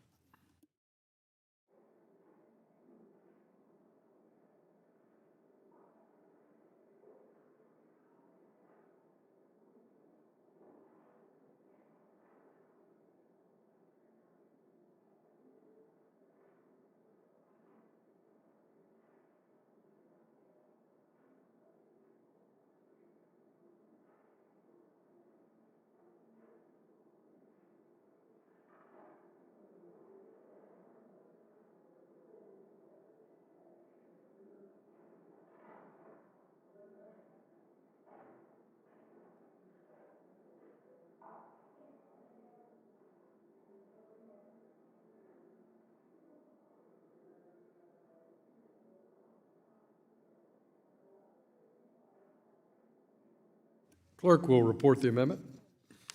An amendment to the amendment in the nature of a substitute to H.R. 4130 offered by Ms. Waters of California, designated as H.R. 4130-01. Without objection, the amendment is considered read, and the gentlewoman from California, Ms. Waters, is now recognized for 5 minutes to explain her amendment. Thank you, Mr. Chairman. This amendment right-sizes Section 12G of the Securities Exchange Act to ensure that private companies with thousands of individual investors should be public. Under the current law, as well as under Mr. Garbarino's bill, companies can circumvent full SEC disclosure requirements, pool their individual owners into large pools. My amendment would keep the investor thresholds in the current bill, but would modify the definition of held of record to be an actual person, the beneficial owner of the security. I urge members to support this amendment, and I yield back. Gentlewoman yields back. Who seeks recognition on the Waters amendment? Oh, I'm sorry. Does the gentleman from Indiana insist on his point of order? I withdraw my point of order. Point of order has been withdrawn. Who seeks recognition on Ms. Waters' amendment? Gentleman from New York. Thank you, Mr. Chairman. Move to strike the last word. Gentleman is recognized for 5 minutes. After reviewing this amendment would impose a new beneficial owner regime by rulemaking on issuers and does not meet the spirit of the bill we're considering. Not only that, but this amendment makes substantial changes to the definition of held of record, changes that have not been considered in a hearing or discussed amongst our members before today. I would urge my colleagues to oppose this amendment. The underlying bill here does help small businesses. It helps them grow without having to and compete on a worldwide stage without having them to waste or spend money prematurely on filing a public registration. So again, I urge my colleagues to oppose this amendment, and I yield back. Gentleman yields back. Does anyone else seek recognition on Ms. Waters' amendment? Hearing none, we'll move to vote on Ms. Waters' amendment to the Garbarino A&S. All those in favor, please say aye. Aye. All opposed, say nay. Nay. Opinion of the chair, the nays have it, and the amendment is not agreed to. Is there further debate or further amendments to the Garbarino bill? There being no further discussion or amendments to the bill, the question now occurs on adoption of the amendment in the nature of a substitute. All those in favor shall signify by saying aye. Aye. All those opposed signify by saying nay. Opinion of the chair, the ayes have it. The amendment is adopted. Question now occurs on ordering the bill as amended to be reported to the House with a favorable recommendation. Those in favor shall signify by saying aye. Aye. All those opposed signify by saying nay. Opinion of the chair, the ayes have it. Gentleman from New York. Mr. Chairman, I ask for a recorded vote. Gentleman from New York requests a recorded vote. All those in favor of recorded vote, raise your hands. A sufficient number having raised their hand, a recorded vote is ordered. Pursuant to subsection C5 of Rule 3 of the committee rules, a vote on this question is postponed. We'll now move to the next bill. Pursuant to notice, I call up H.R. 3959, Protecting Private Job Creators Act, which was introduced by the gentleman from Montana, Representative Downing. The clerk will report the bill, which was distributed in advance. H.R. 3959 to accept accept quotations of fixed income securities from certain regulatory requirements and for other purposes. Without objection, the bill is considered read and open to amendment at any point. Representative Downing has an amendment in the nature of a substitute, copies of which were distributed in advance. The clerk will report that amendment. An amendment in the nature of a substitute to H.R. 3959 offered by Mr. Downing of Montana, designated as H.R. 3959 ANS. Without objection, the amendment is considered read and will serve as base text for the purposes of amendment. The gentleman from Montana, Mr. Downing, you're now recognized for 5 minutes to discuss your amendment. Well, thank you very much, Mr. Chairman. I'd also like to thank Congressman Cleo Fields for joining me in introducing H.R. 3959, the Protecting Private Job Creators Act, to provide certainty to the fixed income market. Just last week, the House passed a capital formation package by a strong bipartisan vote to make it easier for small businesses to access our capital markets and easier for everyday investors to build wealth. Now, my legislation is another piece in reducing the regulatory burden on job creators. In 1971, the SEC issued Rule 15c211, which was designed to combat predatory penny stock schemes in the over-the-counter market by requiring broker-dealers to verify an issuer's financial information prior to publishing prices for their securities. Now, to be clear, this rule has always been interpreted to apply only to the OTC equities market. In 2021, the SEC staff decided that this rule now applies to the fixed income market, upending over a half-century of interpretation and without a formal rulemaking process, causing significant market disruptions for the small and mid-sized companies who rely on the private debt market for financing. Now, this would have forced the exposure of proprietary information about private companies to the public for debt securities that are resold to qualified institutional buyers like pension funds and not saleable to the public. A study found that enforcing Rule 15c211 on the fixed income market could cost the United States $100 billion in GDP and result in 100,000 job losses each year, particularly in manufacturing. This issue has received a significant bipartisan attention ever since, including a 2022 letter signed by 10 Republicans and 10 Democrats on the Financial Services Committee asking the SEC to reverse course, which I request unanimous consent to submit for the record. Without objection. Mr. Chairman, I'd also like to submit for the record a statement of support from the Structured Finance Association for the Protecting Private Job Creators Act. Without objection. Thank you. Thankfully, the SEC has since realized the error of its ways and has granted numerous exemptive orders to delay enforcement of this rule, most recently without an expiration date. The SEC, under former Chair Gary Gensler, stated providing relief was, quote, appropriate in the public interest and consistent with the protection of investors, end quote. Still, permanent regulatory clarity is needed for the fixed income market, which is why my legislation would exempt fixed income securities from this rule once and for all. I'd like to thank the committee for advancing this legislation, as well as Capital Markets Chair Wagner for co-sponsoring, and I urge my colleagues to support this bill. With that, Mr. Chair, I yield back. Gentleman yields back. Seeks recognition on the Downing bill.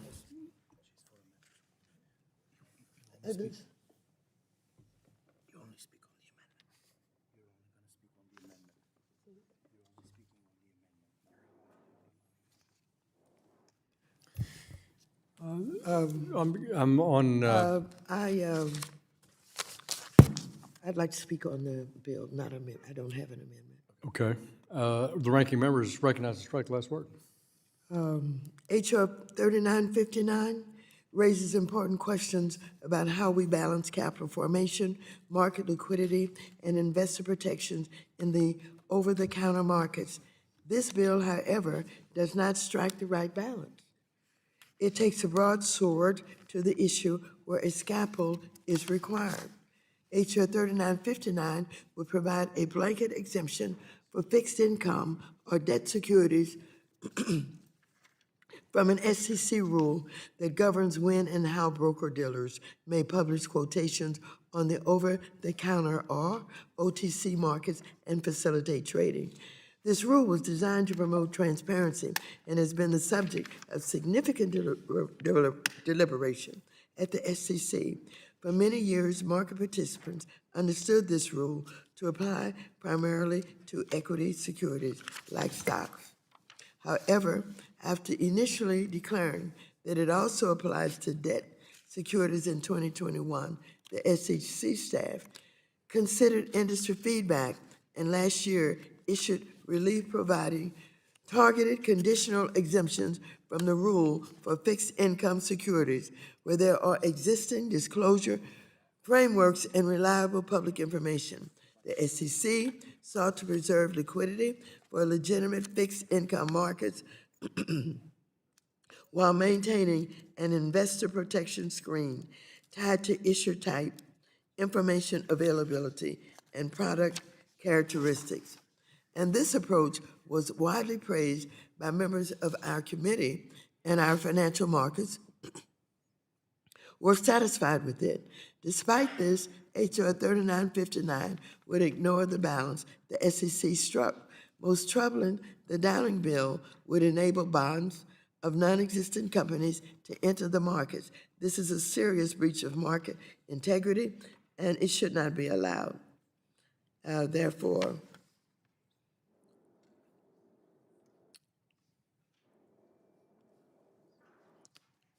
I would simply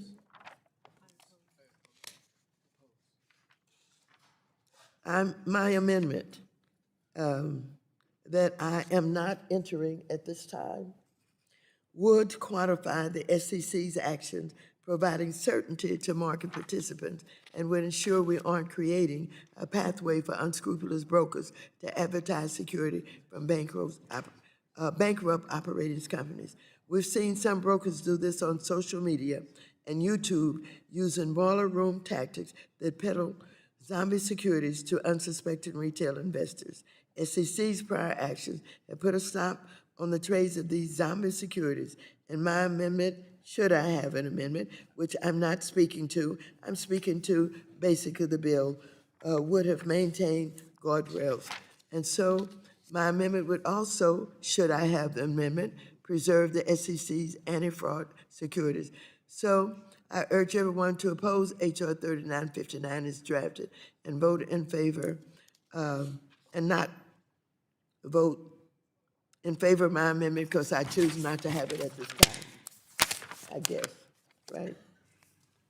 Gentlewoman yields back. Does anyone seek recognition on Mr. Downing's underlying A&S? I'll recognize myself for 5 minutes. First, let me start by saying I want to thank members on both sides of the aisle for their excellent work on the INVEST Act, which was our bipartisan set of capital formation bills that are a real legacy to the original Jobs Act from 2012. I appreciate all the members that came together last week to pass that across the House floor. We had 302 votes in favor of the House, truly a bipartisan accomplishment. I want to thank our chair of the Capital Markets Subcommittee, Ms. Wagner, for her leadership.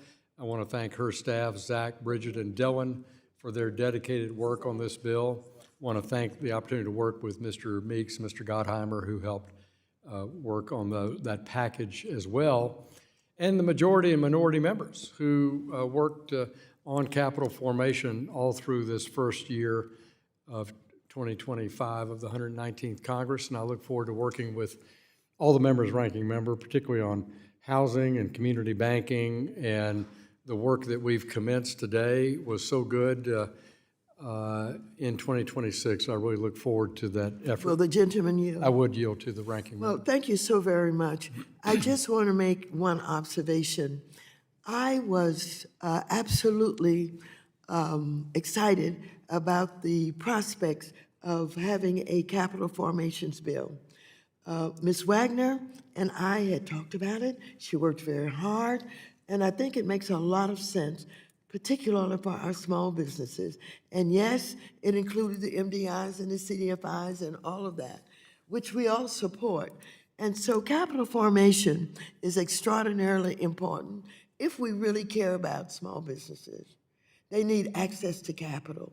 And we can be as creative as we can be in finding ways to create access to this capital. And I think there's a lot more things we could do. So I'm hopeful that we can have a clean bill on capital formation without the attempts to include other bills that really have nothing to do with really capital formation. It was a missed opportunity, but I look forward to working it again and trying it again. Thank you. I yield back. Thank you. I thank the ranking member, and I look forward to working with you on our shared priorities in 2026, the second session of the 119th Congress. I want to thank Representative Downing for his bill on Protecting Private Job Creators Act. I think amending 15C211, that SEC rule is important in the sense that the commission has done it, but what Representative Downing does is he makes this a permanent change in law, which gives offers of fixed income securities the certainty of that. And obviously, the SEC will maintain all oversight of that, including the fraud statutes that were referenced. So I want to offer my support for Representative Downing's work, and I yield back the balance of my time. Yield to Ms. Wagner. I thank you, Mr. Chairman, and I do move to strike the last word. And I want to thank also an esteemed member of the Capital Markets Subcommittee, Congressman Downing, for his lead co-sponsorship, along with Congressman Fields, for introducing the Protecting Private Job Creators Act. Rule 15C2-11 was originally adopted by the SEC to protect investors from fraud in the over-the-counter market. In 2021, however, the Commission broke with 50 years of regulatory practice by attempting to apply this rule to the fixed income markets. This action was taken without a public notice and comment process, and had significant, I think, negative effects on fixed income market participants. So by carving out fixed income securities from Rule 15C2-11, this bill recognizes that there are significant differences between trading in the equity and the fixed income markets. And it provides clarity for market participants going forward. And I urge support for this essential bipartisan piece of legislation. And Mr. Chairman, I'd just like to say that it was a pleasure last week to move the INVEST Act under your leadership through our Financial Services Committee, bring it to the floor of the House, and we worked on so many of those pieces of legislation with the ranking member, and I am grateful for her continued collaboration in that regard. Some 19 of those 22 bills were suspension-worthy and passed this committee in very, very large numbers. And by getting a 302 on-the-floor vote out of the U.S. House of Representatives, we're going to now be able, Mr. Chairman, to package that piece of legislation up in its entirety, all 22 individual bills, and we're going to be able to send that over to the Senate. And I think we're going to be able to make law that's going to help, as the ranking member pointed out, small businesses and medium-sized businesses. It's going to help the retail investor, something I spent a lifetime trying to lift up, those everyday retail investors that are trying to save for the future, save for their retirement, save for a rainy day, for education, for that dream vacation, whatever it is that they possibly can have. And it's going to help more and more of our companies be able to go public. We have had too many onerous regulations that have prevented that over the last decade or more. And it's time that changes. And the INVEST Act gets that done, Mr. Chairman. I was grateful to be able to be a part of leading that effort. I'm proud of every member of the Capital Markets Subcommittee, the entire team that got that done. And we're on to the Senate and then on to make sure that the President of the United States, President Trump, signs this into law. So with that, Mr. Chairman, I yield back the balance of my time. And I do want to thank Congressman Downing for his effort and his piece of legislation here, and I would ask all our colleagues to support your efforts. Yield back. Gentlewoman yields back. Appreciate that comment. Does anyone else seek recognition on Mr. Downing's bill? Does anyone offer an amendment on Mr. Downing's bill? There being no further discussion or amendments to the bill, the question now occurs on the adoption of the amendment in the nature of a substitute. All those in favor, please say aye. Aye. All those opposed, please say nay. No. In the opinion of the chair, the ayes have it. The amendment is adopted. Question now occurs on ordering the bill as amended to be reported to the House with a favorable recommendation. Those in favor shall signify by saying aye. Aye. All those opposed shall signify by saying nay. In the opinion of the chair, the ayes have it. For what purpose does the gentleman from Montana seek recognition? Mr. Chairman, I request the yeas and nays. The gentleman from Montana requests a recorded vote. All those in favor, recorded vote, raise your hands. A sufficient number having raised their hand, a recorded vote is ordered. Pursuant to subsection C5 of Rule 3 of the committee rules, a vote on this question are postponed.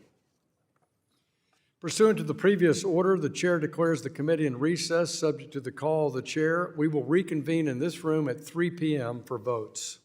The committee stands in recess.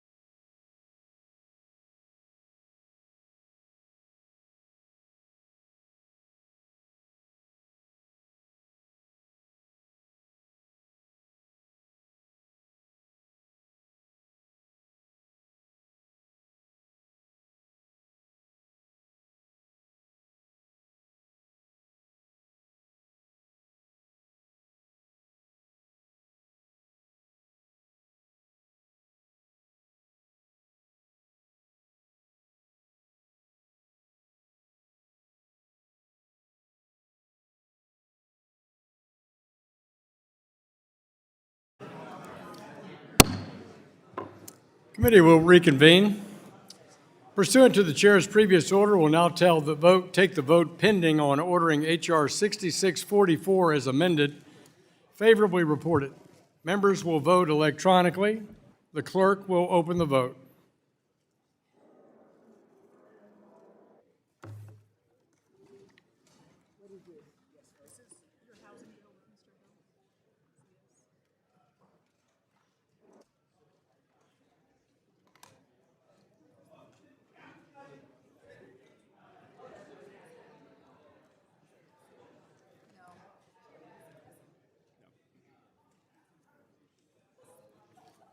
Mr. Flood. Mr. Flood. Flood. Flood.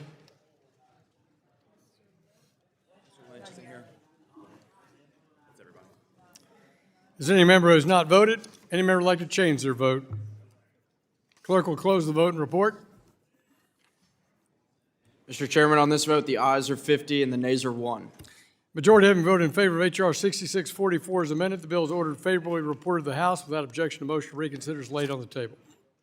We'll now take the vote pending on ordering H.R. 1078 as amended, favorably reported. Members will vote electronically. The clerk will open the vote.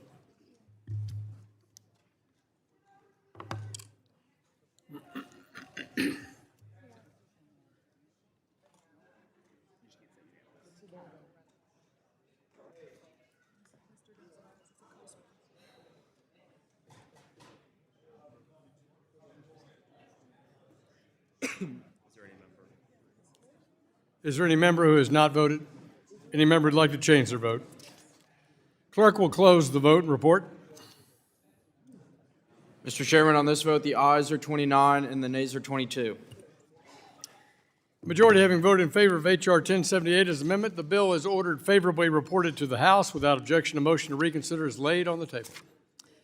We'll now take the vote pending on ordering H.R. 4646 as amended, favorably reported. Members will vote electronically.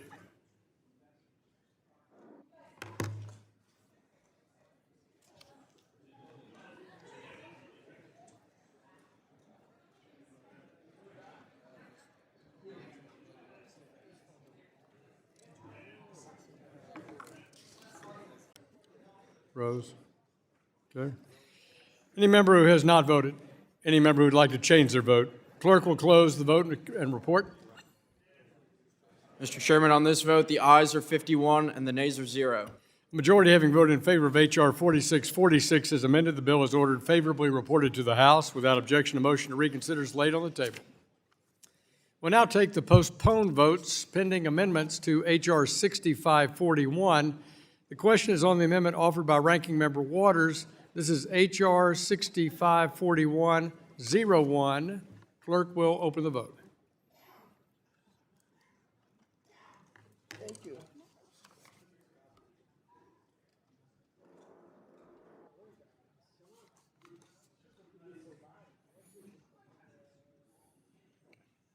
Is there any member who hasn't voted or would like to change their vote? A majority having voted against the amendment is not agreed to. I'm sorry. Clerk will report. Mr. Chairman, on this vote, the ayes are 23 and the nays are 28. A majority having voted against the amendment is not agreed to. The question now occurs on the adoption of the amendment in the nature of a substitute. All those in favor, please say aye. Aye. All those opposed shall signify by saying nay. In the opinion of the chair, the ayes have it. The ayes have it, and the amendment in the nature of a substitute is agreed to. The question now occurs on ordering the bill as amended reported to the House with a favorable recommendation. Those in favor shall signify by saying aye. Aye. All those opposed signify by saying nay. Opinion of the chair, the ayes have it. For what purpose does Representative Stutzman seek recognition? The gentleman requests a recorded vote. All those in favor of recorded vote, raise your hands. A sufficient number having raised their hand, a recorded vote is ordered. We will now take the vote on ordering the bill as amended, favorably reported. The clerk will open the vote.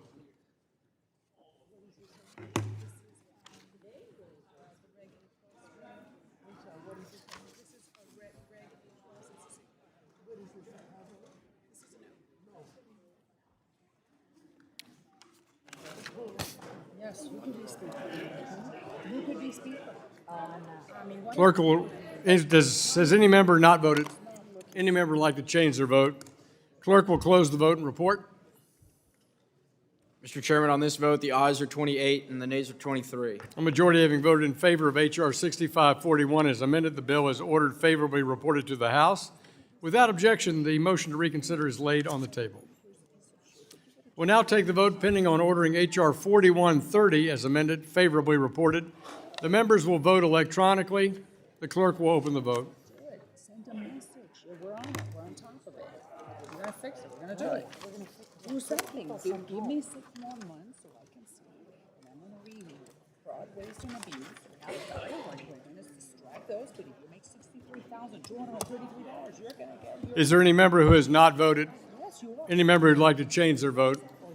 Clerk will close the vote and report. Doesn't matter. It's what we're saying. Mr. Chairman, on this vote, the ayes are 28 and the nays are 24. Majority having voted in favor of H.R. 4130 as amended, the bill is ordered favorably reported to the House. Without objection, a motion to reconsider is laid on the table. We'll now take the vote pending on ordering H.R. 3959 as amended, favorably reported. The members will vote electronically. The clerk will open the vote.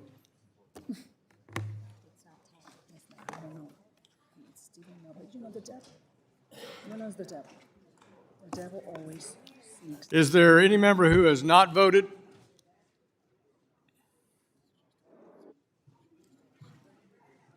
Mr. Lieb? Oh, there you go. Is there any member who has not voted or would like to change their vote? Clerk will close the vote and report. Mr. Chairman, on this vote, the ayes are 41 and the nays are 11. A majority having voted in favor of H.R. 3959 as amended, the bill is ordered favorably reported to the House. Without objection, a motion to reconsider is laid on the table. Without objection, the staff are authorized to make necessary and conforming changes to the bill considered and pursuant to House Rule 11, Clause 2L. I give notice that all members will have the requisite number of days to file supplemental, minority, additional, or dissenting views. There being no further business pending before the committee, Merry Christmas, Happy Hanukkah, Happy New Year.